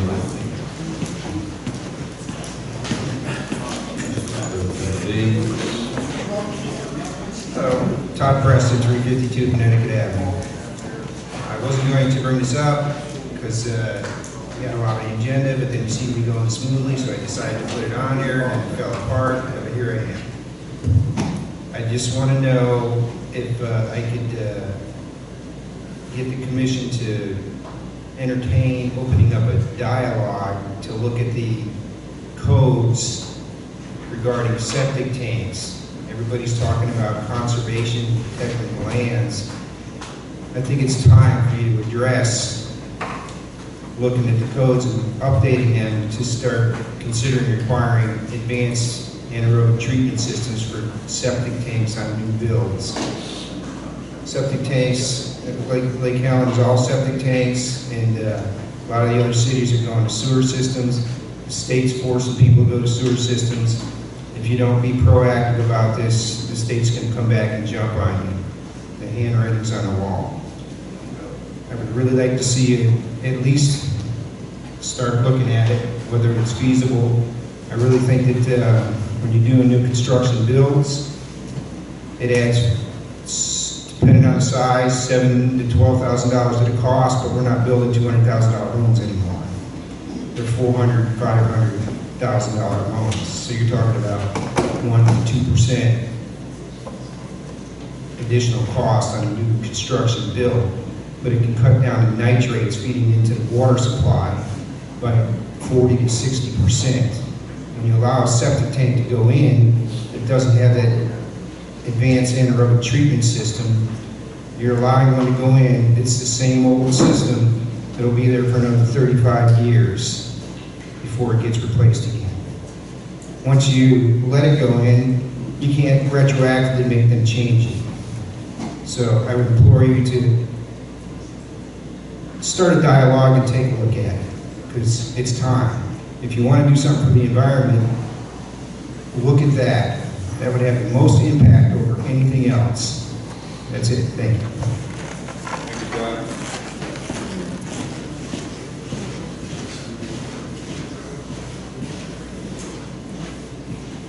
Okay, water metering. New meters for replacement program has been delivered. Update on the installation timeline, and completion of the program will be provided. Any comment? Rick? Good evening, everybody. I did put on your, up there tonight, a little timeline I had Core and Maine put up together. I was not here when this project started. Lee took over all that, did most of it. He's gone now, so I'm trying to get caught up on it. As of today, we have all the water meters and everything have been delivered to our public works. The tower company, we had do the additional renovations and stuff to get the tower able to put the antenna on, is ready to go. I spoke to Core Maine. They're trying to get a time frame for their contractor to come out and install the base unit and the antenna. Once that's installed, they'll put out some meters in the field to start testing. They're working on the software and everything and start working on the integration of the billing to our billing for that new one. Their timeline, you can see in here, we're probably looking, they say the latest in October of this year, having everything deployed and working. So as I learn stuff, I'll let you know, but we are on the right track and we're moving forward. We do have all the equipment now and everything to do it. So it's just a matter of getting everybody in and getting it done. And they will have a contractor come out. They will put all the water meters in. Any meter boxes that need to be replaced, everything at the same time. So it'll all be done at once. And they said between 3 to 4 weeks, probably through the whole town on most of them. Thank you. Okay, and one more thing while I'm here. Sure. I spoke to the tower company today, that USG, who does our tanks and everything. They're almost done with the addendum for the tower restoration. He did give me some preliminary numbers. They has to get their contract done by their lawyer, then see Scott and everything for the addendum. He said it'd be about $32,000 for the first 5 years. That's to renovate the tower, paint it, everything, and then he said it'd probably drop down between 8 and 12 from there on out, and they take care and maintain it just like our tanks. And they front the money up front once we sign the agreement. They do all the tower, get it all done for us, and then as we go through, same thing we did with our hydro tanks years ago. So I think it's going to be a win-win all the way. We can keep the tower. We have to now. You have an antenna on it. We have our SCADA on it also for our water plants. Do we need to be painted? Or they're going to do all that. And the emblem, the logo, whatever we decide on there, we're also going to add lights to it and everything. Perfect. Okay? Thank you, Rick. Impact fees. Current impact fees have not been reviewed in the last 10+ years and will require some adjustments to account for the current conditions. Mayor and Council, there are two things that need to be looked at. One is your impact fees were set in 1998, and while no one has challenged them, typically you need a study that ties your impact fees to the fee in reference to what it's covering. And maybe because they're 1998 and are low, they've not been an issue. But I've reached out to a company called Raffatelli's who's worked with the city before. They've done your rate studies, and they also do impact fee studies. They're backed up right now, but they told me that in the next month or two they'll get me a price in reference to doing a study on in terms of the current impact fees and what they should be based on the city fee impact. And the second thing is that at the last meeting you approved a $500,000 loan with the state revolving loan fund for the water master plan. And you're also going to need a water rate study done so that when that engineering is done and that plan then goes into implementation, that's how you're going to end up having to pay for the almost, I'm going to estimate close to $8 million of construction that could come out of that. So it may be worthwhile, since they do both things, to get a price and see if just in terms of saving the buck, have to do an updated study. But I'll be bringing that back for you for approval. I'm just giving you an update that those are two things that are working in the pipeline. So our current fee has not been looked at or addressed in more than a decade. From what I can find. And how does that affect our revenue stream? In other words, well, your impact fees are restricted. Okay, you know, so if you get admin in terms of building, it could be spent on City Hall. And in terms of that, parks are supposed to be impacts for growth and incremental increases, not repair in terms of that process. So there needs to be a study in reference to what our needs are and the impacts. So right now, from 1998, there is no correlation to what we're charging for something to come in and what that's being spent on. Any questions? Comments? If I'm remembering correctly, I thought we just did a water rate study that was encompassing of that $8 million project shortly before we left.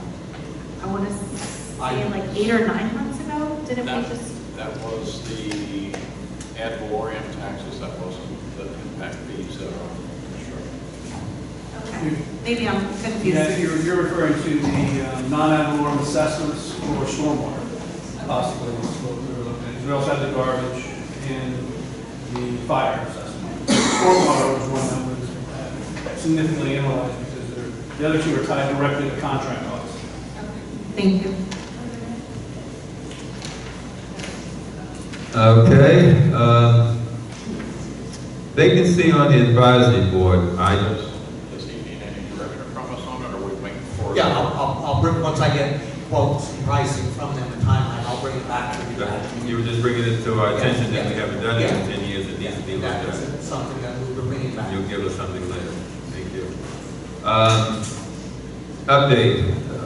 Vacancy on advisory board. I just got a call, well, I took a call from Sharon Johnson. Her purse was stolen, and so she's in the process of dealing with that. That's why she's not here. What can I tell you? Stacy Eckert's term in the PLDRC has expired, and he's opted out. Opted not to review. Staff received one application, Sharon Johnson, for review. But the current board members have also been encouraged to seek new members. In other words, what we normally would do in our own zones, we could either nominate somebody and we could then have somebody replace them. I was on the planning board before I got elected, and I don't think anybody replaced me. Stacy's just now coming off, so we would be needing somebody to replace him. We have one application in front of us, and that is Sharon Johnson. Normally what we would do on these applications for advisory boards, unless there's some extenuating circumstances, the person usually would normally be here. And as I said, I just got a call that her situation is what it is. So, that being said, does anybody have any comments? From wondering if we can hold off on this. Can't hear you. I'm wondering if we can hold off on one application that we've got, because I also have a candidate, a resident of the city that is well-versed in this area, and he will be filling out an application so we can submit it and go together. Actually, it wouldn't hurt to have one on there because there's a meeting on the 25th. And we wouldn't be able to have another meeting until next month. And it's not like they're competing against one another. We can have them both.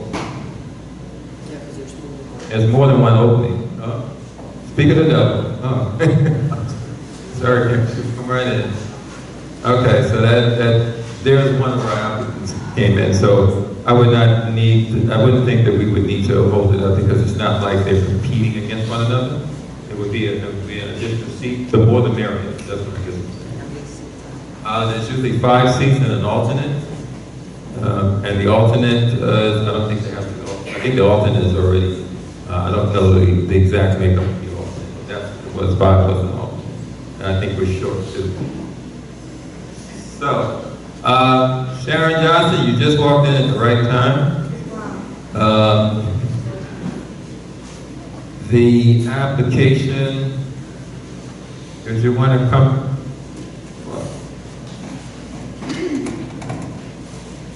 let's see, where is it? Thank you. I'll read it. Sharon Johnson at 285 Church Street, City of Lake Helen. Going on that information. Going from your age, a young person. Would you have any problem attending meetings after 5 o'clock? No, I would not. Provide a summary of your education, work experience, professional and social affiliations and interests. Education, a bachelor's degree in information management, certified in multimedia designs and AA information systems. I'm a retired sergeant for the United States Army after 8 years.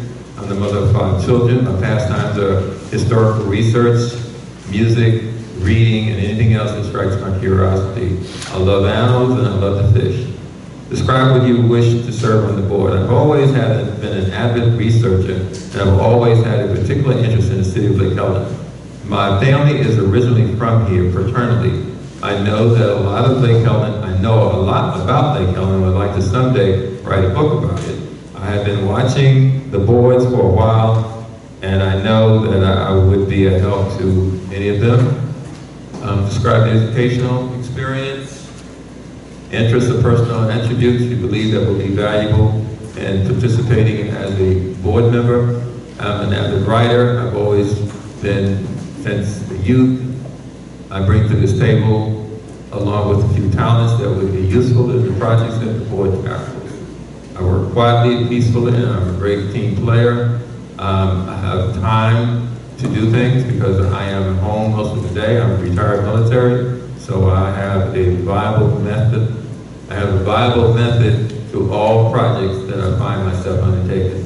I know how to meet deadlines and back plans, and I'm focused. My function is to sit and learn, to then use my talents where they best fit. I am responsible. I will most definitely see it through. I am non-biased and helpful, and will always do my absolute best, and I'd like to see equality and transparency across this board. So, there it is, Ms. Johnson. Would you like to add anything to your resume so far? No, everything sounds like it's good. We have to get pretty close. Put in there. That's okay. I'm loud. Do we have if anyone has any questions, Oh, sorry. Do we have any motions? Do anybody have any questions? Question? No question? Sure. Being new to this, with the boards, do we typically appoint? I can't hear you. I'm sorry. I'm sorry. That's better. Trying. I don't want my lips on his lips here.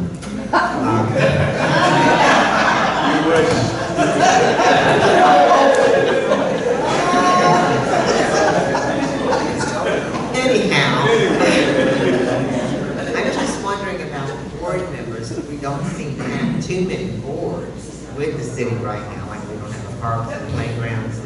There's several that I think that we probably should look into starting back up, which would help the city, I think, tremendously.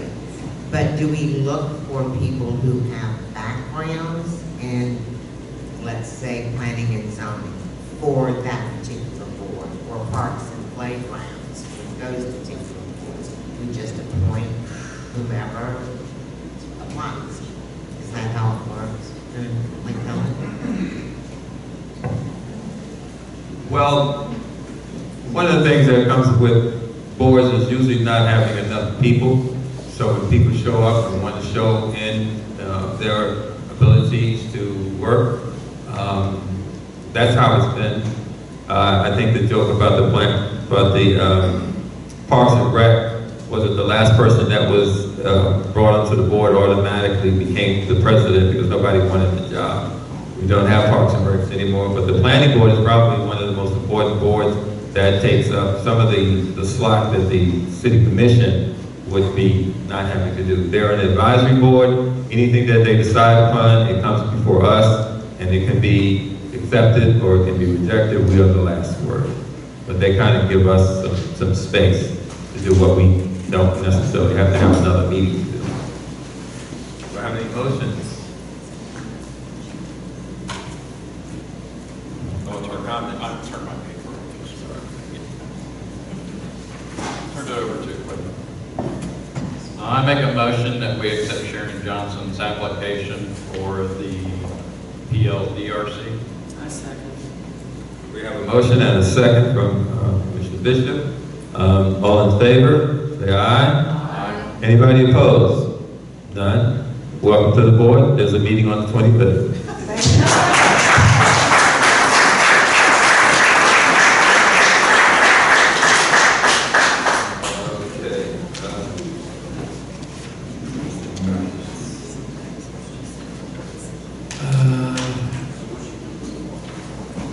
Okay, we have the vacancy. Oh, the BTR. Right. Administrator. We put that on in case there was any opportunity that the board wanted to discuss. I know that you got some calls and we had some initial pushback when the folks with the Strawberry Festival were asked to go through the process that the town has for filling out BTRs. And would you elaborate that BTR for some people? It's called a business tax receipt. In the old days, it was an occupational license, but the state changed the name involving that because it kind of implied like we knew the people were licensed and were in business. But a business tax receipt is requested. It's on our books, and it is on the books in many organizations. There are some cities and counties that have waived it. But it does require a business to register and pay an annual fee. It's $65 the first year and then $35 for renewal thereafter. Also, a home-based business is required to file a BTR, business tax receipt, with the city. So when a vendor wants to come into the community and participate in an event, they file one also to do the same. And I know that there was some pushback from some of the vendors. But when we talked to the folks with the Strawberry Festival, we said, well, you were here last year, so if you're going to do this on an annual basis, and your people would get the license the first time, they pay $65. If they come back next year and they're part of that, they pay the $35, because then it would just be the annual renewal. But that also isn't just the Strawberry Festival, it's all vendors. Your local businesses pay that also to have. So if you don't want to have a BTR, you're not required to. Scott can address whether or not the legalese, but they don't require it. I mean, some entities have done away with it. It typically, in the past, has been used where I worked more as a safety mechanism. It was triggered an inspection by your fire department that then would go in as a renewal of a BTR to make sure the exits, the extinguishers, the business, and what have you. So it's kind of a safety mechanism. But the point process is that you still want to know who's doing business in your city, and you have a record, a name, an address, where they're from, and they just register with us to do business. We're not regulating the business. is this a business that's in is this a business that is in a home or office, or is that also inclusive of our marketing department? I think that was the question. Anybody, any vendor doing business in your community would fall under the commercial BTR, which would be vendors in the park.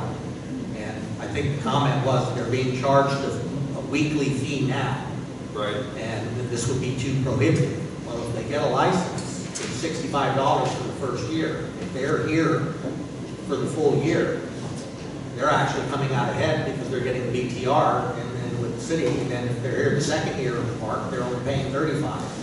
So it's actually not a financial hindrance to them to get a BTR with the city. But they would still have to pay that $10 for the space. Okay, the $10 is for the space? Yes. Okay, that's on city property. Yes. Okay, now, the question I have is that a person that's coming out to do a market in the park, and they may just come out for the day, they would have to pay the $65. Yes. Okay, as far as how that would then translate to the vendors that are coming out now, that is probably in some cases they don't make $65. So that would be something that would be either a hindrance, that would be limiting people from coming here for that particular reason, or if we're looking to have something that is consistent, that's fair, is that, you mentioned, have you had that in Littleton when you had, Littleton is another state, sorry. it's different, okay? Now, but here? Yeah, in Mascot, they had BTR, and everybody got the difference there was that the fire department kind of was responsible for inspection, but even events, anybody came into town to get them. You don't have to have it, but it's on your book, so if you don't want to charge folks to be in the market or to be a vendor here, then let's bring language that repeals your BTR. When No, Roger was. I was just wanted to say, when we go into another town to install our millwork, we have to get one. We're only there one time, and we have to get one. You need to look at the Florida statutes then, because if you have a business license in another city and you're doing temporary work in a different city, you're not required to get a second business license. Or a business tax, you're not required to, if you pay tax in your original city.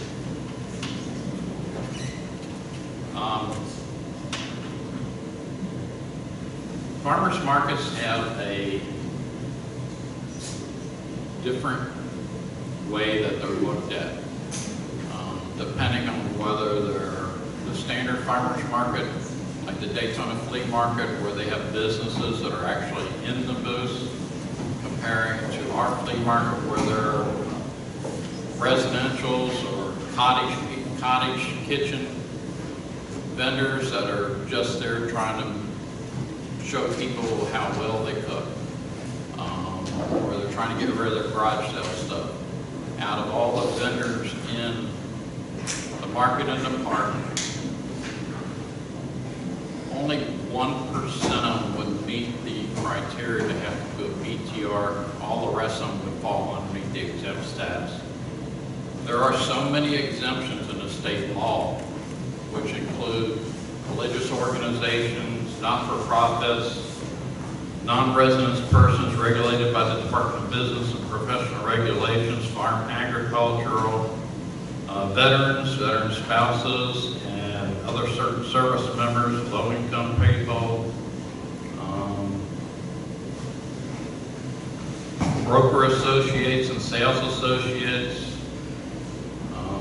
certain disabled persons, aged and widows with minor dependents, religious. There are so many exemptions in the Florida statutes that a lot of the places, even Volusia County, decided not to do a business tax. One report that I came up with has a projection for the city of Lake Helen business tax receipts at $2,684.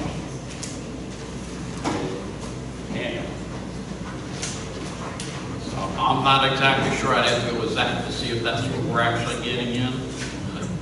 No, I'm not advocating the BPR, I'm saying it's your policy. It's so I know.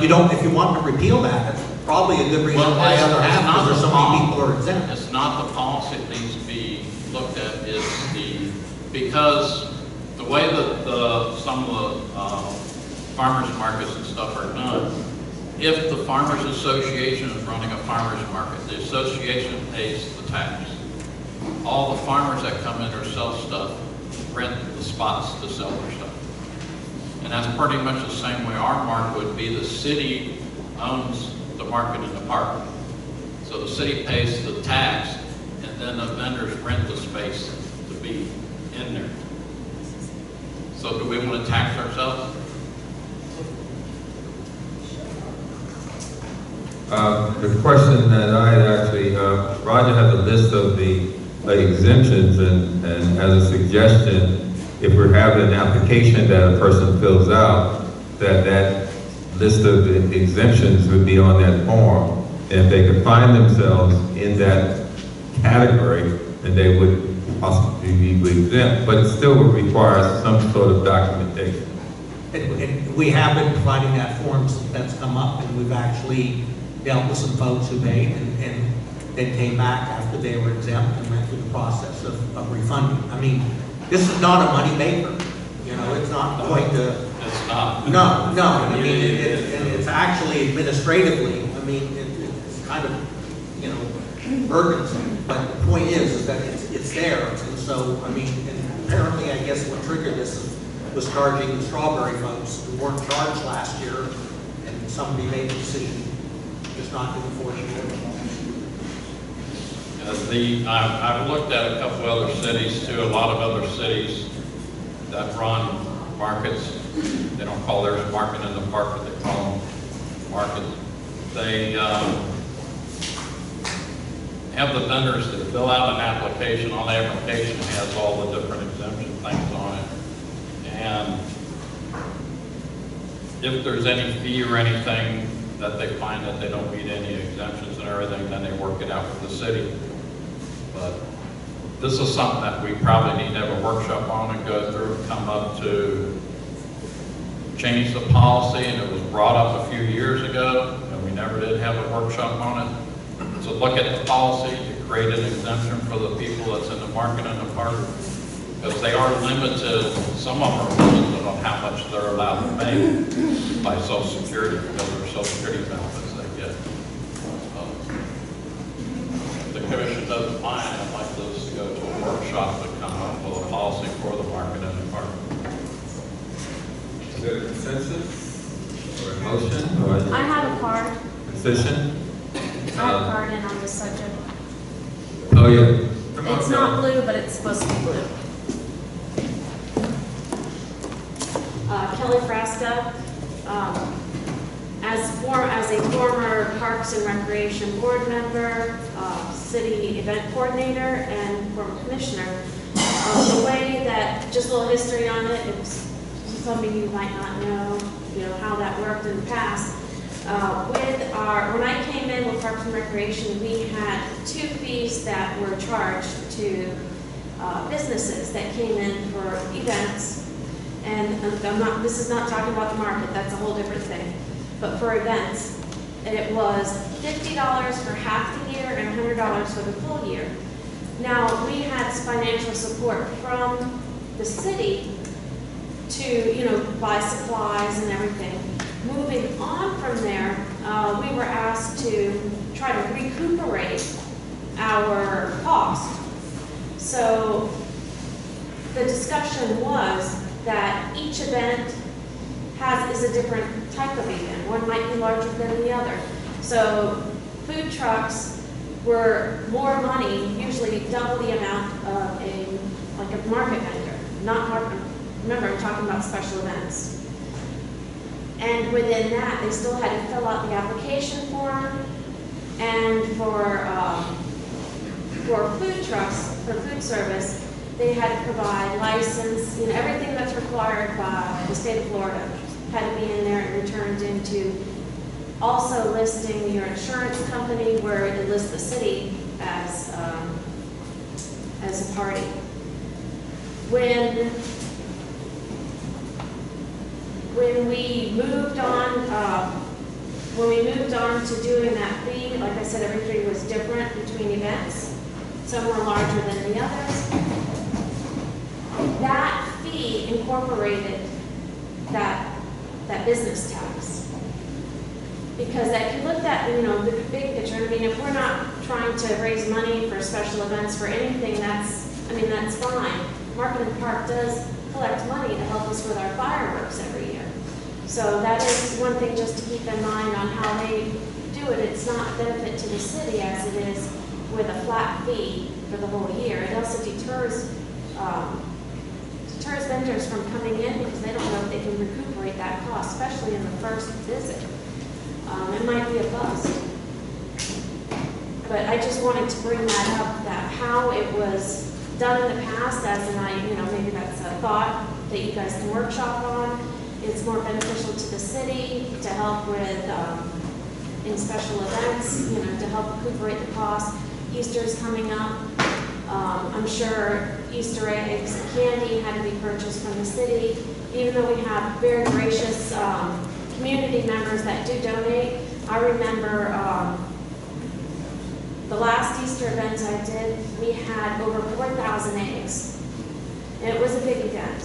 But even 4,000 eggs, if you have, let's say you have 600 kids, really do the math. How many are they getting in a basket? One kid's going to get a lot more than the other, and some don't have any.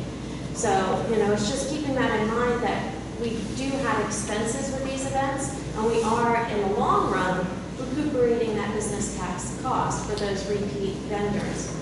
So I just wanted to bring that up, that for special events, that's how that was done. I didn't run the Market and Park, so I can't really tell you too much on that part, but I know that it's a whole different animal. So, thank you.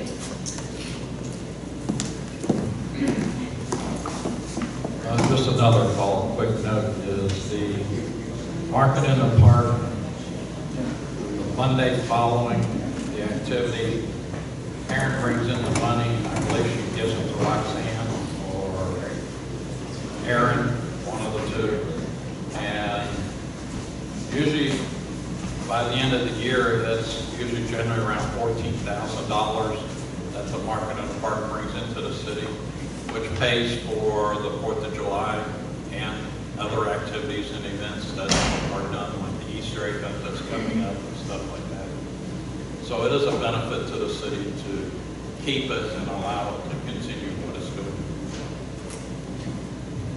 Moving on to the March events. Strawberry Festival will be Saturday, March 16th.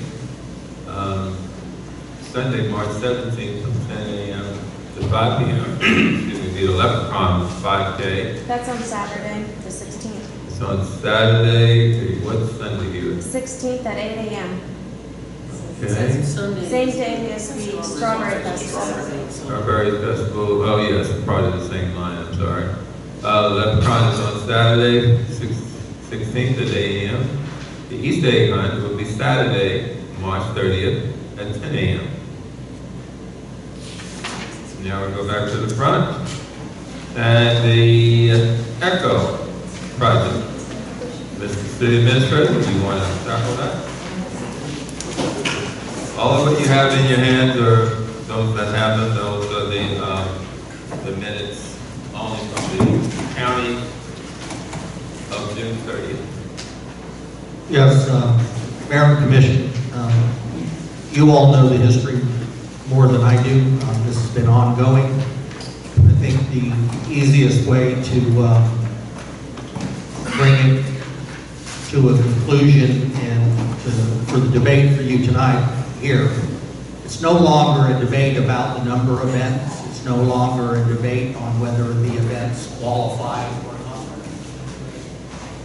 not. We apologize, we forgot to turn on our recorder after the break, so there's going to be some minutes that It's been strong too. Go for it. Okay. I know there had been, in the past, a lot of discussion about the number of events and whether they qualified or they not. That was no longer the issue. The city was put on notice by the county on June, I think it was June 30th, June 20th, 2023, that they put the city on a probation period for 1 year with the following conditions. All visits and inspections of the facility will take place without exception, and if the project is found out of compliance at any time during the 1 year probationary period, without exception, the city of Lake Helen is required to repay Echo Grant back in full $156,620. As a result of the county finding us in non-compliance, they did demand to the city for $156,626. I met with the county staff on February 27th of 2024, and they had indicated that there would be no extension of the probation. It was determined that we were in violation and liable, and so I asked the county then if that, from a debate standpoint, if they would entertain a repayment program. At the time of the cover letter and the staff report, I had written in that I had requested potential for the first payment. If the board were to agree, it would be January of 25. Second payment would be January 26th, and third payment would be January of 27th. The county did respond with an email that came in on the 12th and said that they would take the payment plan, but with the modification that they wanted the first payment within 90 days of this meeting, and then the subsequent payments could be made January of 2025, which means the city could budget for it, and then the final payment would be made January of 2026. So the $52,209 would be due in 90 days, and $52,000 would be paid January of 25, and $52,209 January of 26. I think Scott has spoken with the county, and again, this isn't an issue over a number of events, types of events, or whatever. It's a violation of the probationary period, and so their contention is that we owe the money.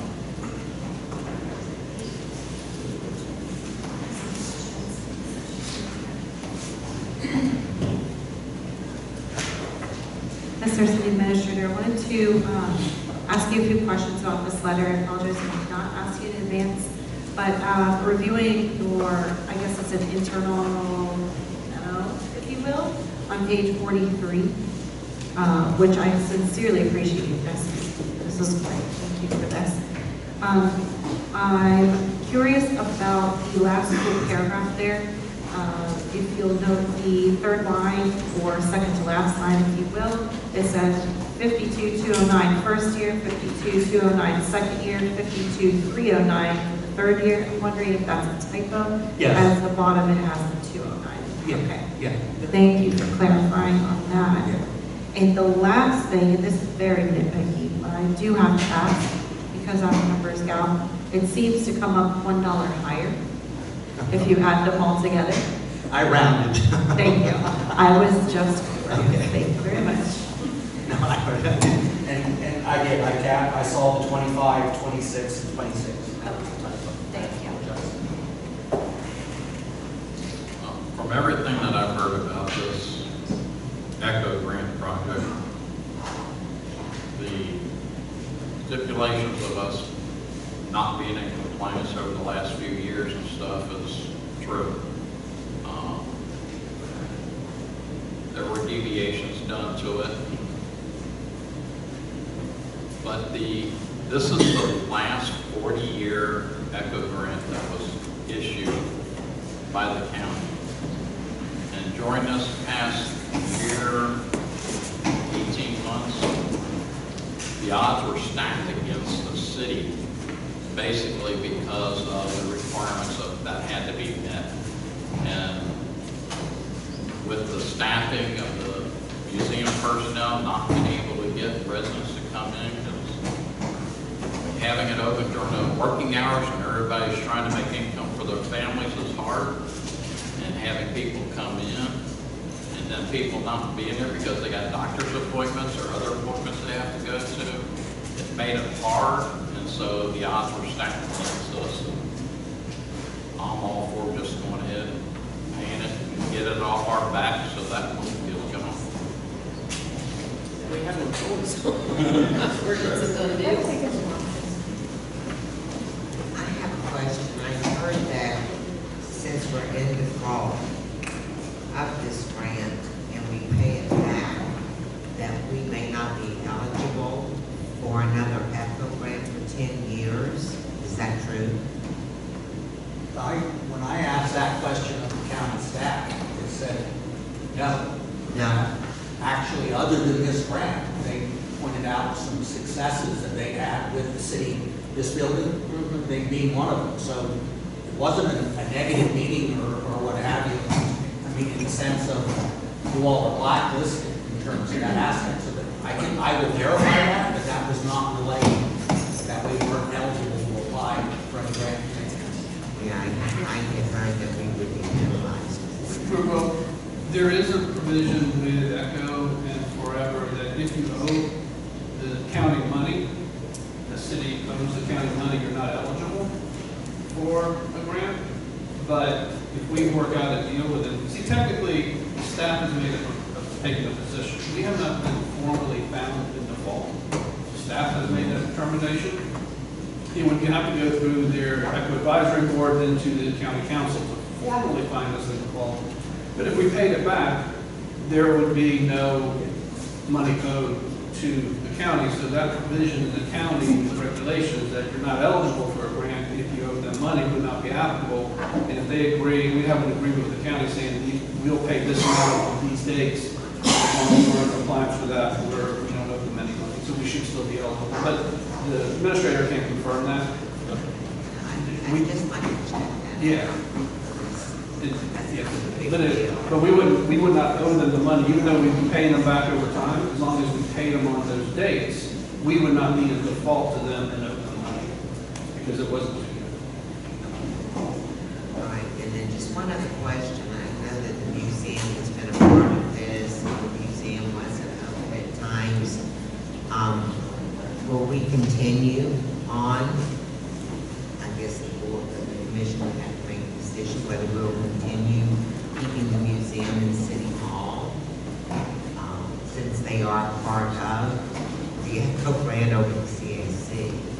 So would that be the museum and City Hall is not part of the ECHO grant for the CAC. The Right. museum and the CAC is part of it. Right.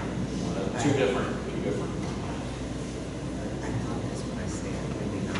No, it sounds like we're combining them. Yeah. Okay, but we can continue then to keep the museum here, in City Hall, wherever that is. Right? Yes, because the only reason that the museum moved down there and even opened up that little area was to help us stay in compliance. And the problem is it's staffed by volunteers, and they just weren't getting the help. And it's like, it's kind of hard to do. So it's nobody's fault. No, they came by a couple days, they inspected us a couple days, So that it was closed. it's nobody's fault.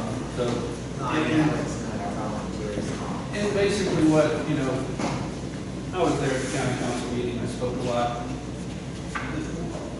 There's a restricted covenant. When you get an ECHO grant, you get a restricted covenant. And if you violate a term of that, they can demand the grant back to be paid. And it's in full for half the term of the grant, and then it starts amortizing over the second half of the grant. And as Roger indicated, grants today are 20 years, but when we got our grant, it's 40 years. So we would have been amortized out just about under a 20-year grant. I'm not exactly sure how it would be applied, because I asked the county that we were really close to starting the amortization and whether or not that started yet. And potentially we were about a month away from having $7,500 amortized off and dropping by 75. Every year it was going to go down some, but we just didn't quite get to that 21st year point for from their standpoint, the way they calculate it. But the county basically said, the way I took it, is we are tired of giving Lake Helen breaks. And because the county's presentation was a list of all the issues they've had with the city since 2003. When we went there last in 2023, they went over 20 years of issues.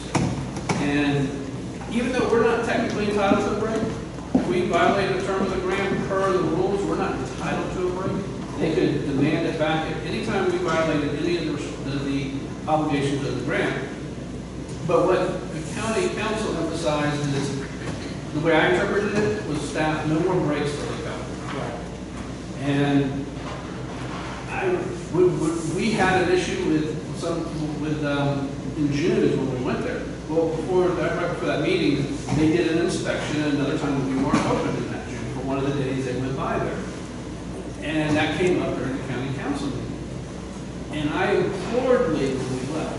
I said, we can't just rely on 2 volunteers. We've got to build up the volunteer force. And I even told Lee, I said, if this museum, you find out that museum is not open, you can't find someone else, you take your cell phone, you take your laptop, and you go sit down there for those number of hours. Because we got to stay in compliance for this 1 year. Technically, yes, for the whole time, but we knew we were going to be under a microscope for this next year.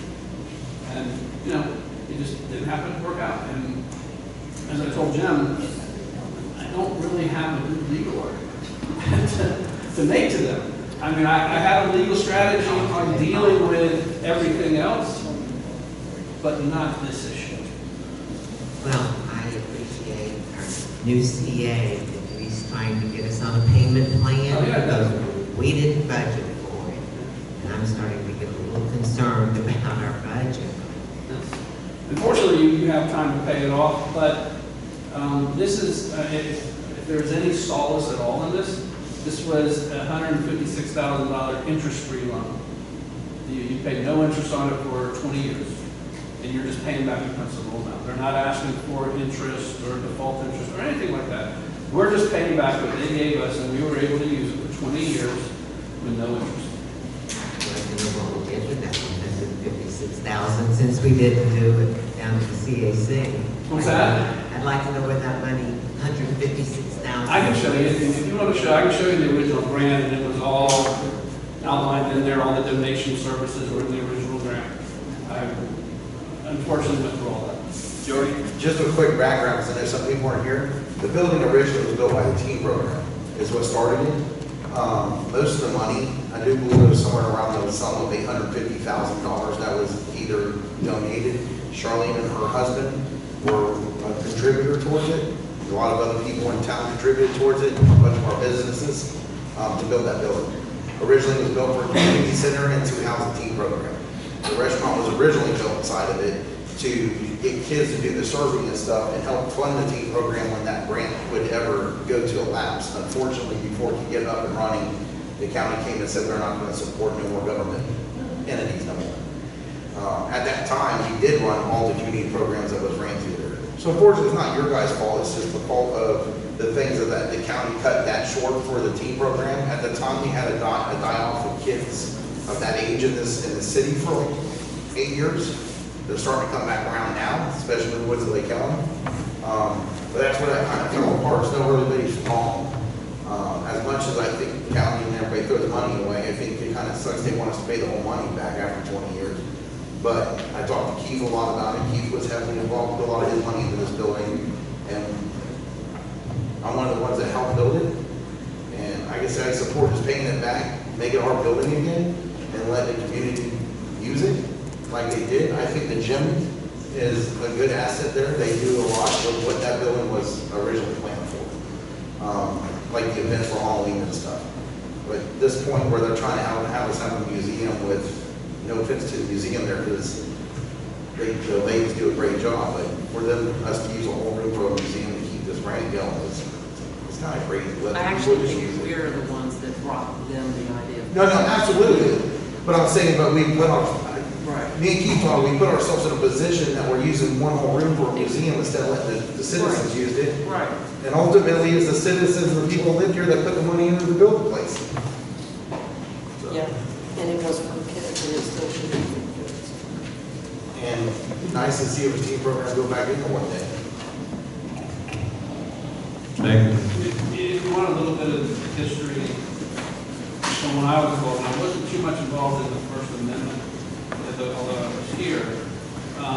It evolved from the teen center to the city running a cafe, I guess, as explained. But then the city got into renting it out for-profit restaurants. And we really got way away from the concept of Epic, once we did that. So when Jason Yarbrough was here, he proposed, and Becky, they proposed to Echo, we were going to have a museum, and we're going to have a for-profit restaurant, and the purpose of that for-profit restaurant was to bring patrons in who would go and visit the museum. The county signed off on that. I don't think they were, in hindsight, like the idea of what they signed off to, and because there are not too many for-profit restaurants funded with ECHO money. ECHO stands, just so you know, ECHO stands for environmental, cultural, historical, and outdoor recreation. Those are the 4 categories that they want to spend this money on. So it's hard to plug a for-profit restaurant into that. And we had various restaurants there when we did the amendment with them in 2015, I think, with ECHO. We had the Deckers were there. And then I know we ended up, I think the company's name was Sinatra's. Sinatra's was there at the end. And they did very well. My understanding, they were doing very well, and then COVID hit. And so the restaurant had to shut down.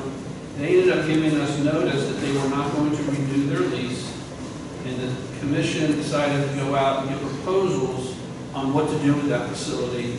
And that's where we got to with the gym. We accepted the gym proposal. We had the gyms there, and that's how we got to where we are today. But the museum aspect, the issue that triggered the letter we got from the county for not being in compliance, that goes back to 2015. That was a requirement in 2015. That's nothing to do with the requirements that the gyms were supposed to perform in the agreement and things like that. That was an old requirement that came from our First Amendment, not our Second. So that's kind of a very brief history. Well, if I can elaborate on that, at the time that the ECHO went before the board for approval, I had also written 3 grants for my church, and at that particular event where we had to present, it's where I first met the chief. And I saw he had his badge on, I saw his name, and found out that we were writing for the same grant. As a result of the Creative Arts opening, as it became, they had resources that were available, and as they said, they were not going to fund the staff. And by not funding the staff, it kind of pulled the rug out from underneath us. What they wound up doing, and this is before I became on the commission, what we wound up doing was the restaurant was only supposed to be a canteen, and the canteen expanded to a restaurant, and there were actually 2 other restaurants before that. There was a former guy who was a pizzeria up in Manhattan, and there was another lady that was a former Navy cook. She was running it. But the bottom line is, I just usually use this as an example. That yellow spot there, that yellow square is $156,000. That's what $156,000 was to the ECHO, to the Creative Arts Cafe. All that around it, black, that was what was donated by the community, construction, contractors, you name it. I know Rick Basso was one of the ones that donated tens of thousands of dollars. The fact was that the ECHO, which is that yellow spot, it was the anchor to the grant, and the building that was around it was actually ours. We have been basically trying to accommodate the ECHO so that we would not lose the $156,000. At the time when I got elected in August, I used the opportunity, just as I asked our new city administrator to go down to the board and act as, I'm a new kid on the block, I just got here. What's happening with the ECHO? And I was surprised that most of the people I talked to was somewhat vague. But over the period of time, I kind of grasped it as that I talked to, of the 9 members of the county council, I talked to at least 7 of them. And I never got a direct kind of, yeah, well, you guys, whatever. What I attributed it to is that you sit in dozens of meetings reviewing hundreds of documents, and to have clear idea of what particular program was what. Evidently, they didn't appear to have any real animus towards us, but it was something that was actually brought up because they said that when I went and met with Mr. Burnback, who was the former director, and he basically was saying that, well, you know, we had 6 grants that were non-performing, that were not being compliant. And so the word was that they were supposed to make as many of them compliant as they could. And what they did, out of the 4 that they did deal with, 2 of them just gave the money back because they had been given the money, they hadn't done anything with it. So it was down to Lake Helen and another city. What we got as the pushback was that we were the poster child of how not to run a grant, supposedly. Rick Bassel was there at the June meeting along with Scott, and basically what was being brought up was that it appeared that there was another organization, and I'm just reading, and you'll have it in your document so you can get more into it than I'm just going to give you the surface of it, that it was another organization that had an issue with the way that we were running it, so that other organization kind of brought some heat to us, to this particular issue. The bottom line is, when I did speak to them with that, I'm just a new kid on the block, what I got was, well, you know, we've been trying to work with you, and this was only in August, so that means that this June 20th meeting had already occurred. August was the election. I went in as the mayor-elect to get some information, and they were pretty stonewall about it. Well, we're going to look into it. Well, can we make an arrangement, even try to, since we are a team program, right next door to it, you got 120 kids in the Boys and Girls Club, and the Boys and Girls Club doesn't do anything but do theme programs, so maybe we could interact them in. That wasn't going to work, because as they said, the Boys and Girls Club had to be open 24 hours, and not 24 hours, had to be open every day, had to be open to just the Boys and Girls Club, not people walking in off the street. So that was a hindrance. But the bottom line is that we were supposed to only need to come up with 10 programs a month, and they could be on Fridays and Saturdays. The Boys and Girls Club could have inserted themselves in a way that would have been allowing us to keep the program in place. But as Scott said, what I got was, is there a way that we can modify this so that we can make an arrangement? And I was told that because we had defaulted in the past,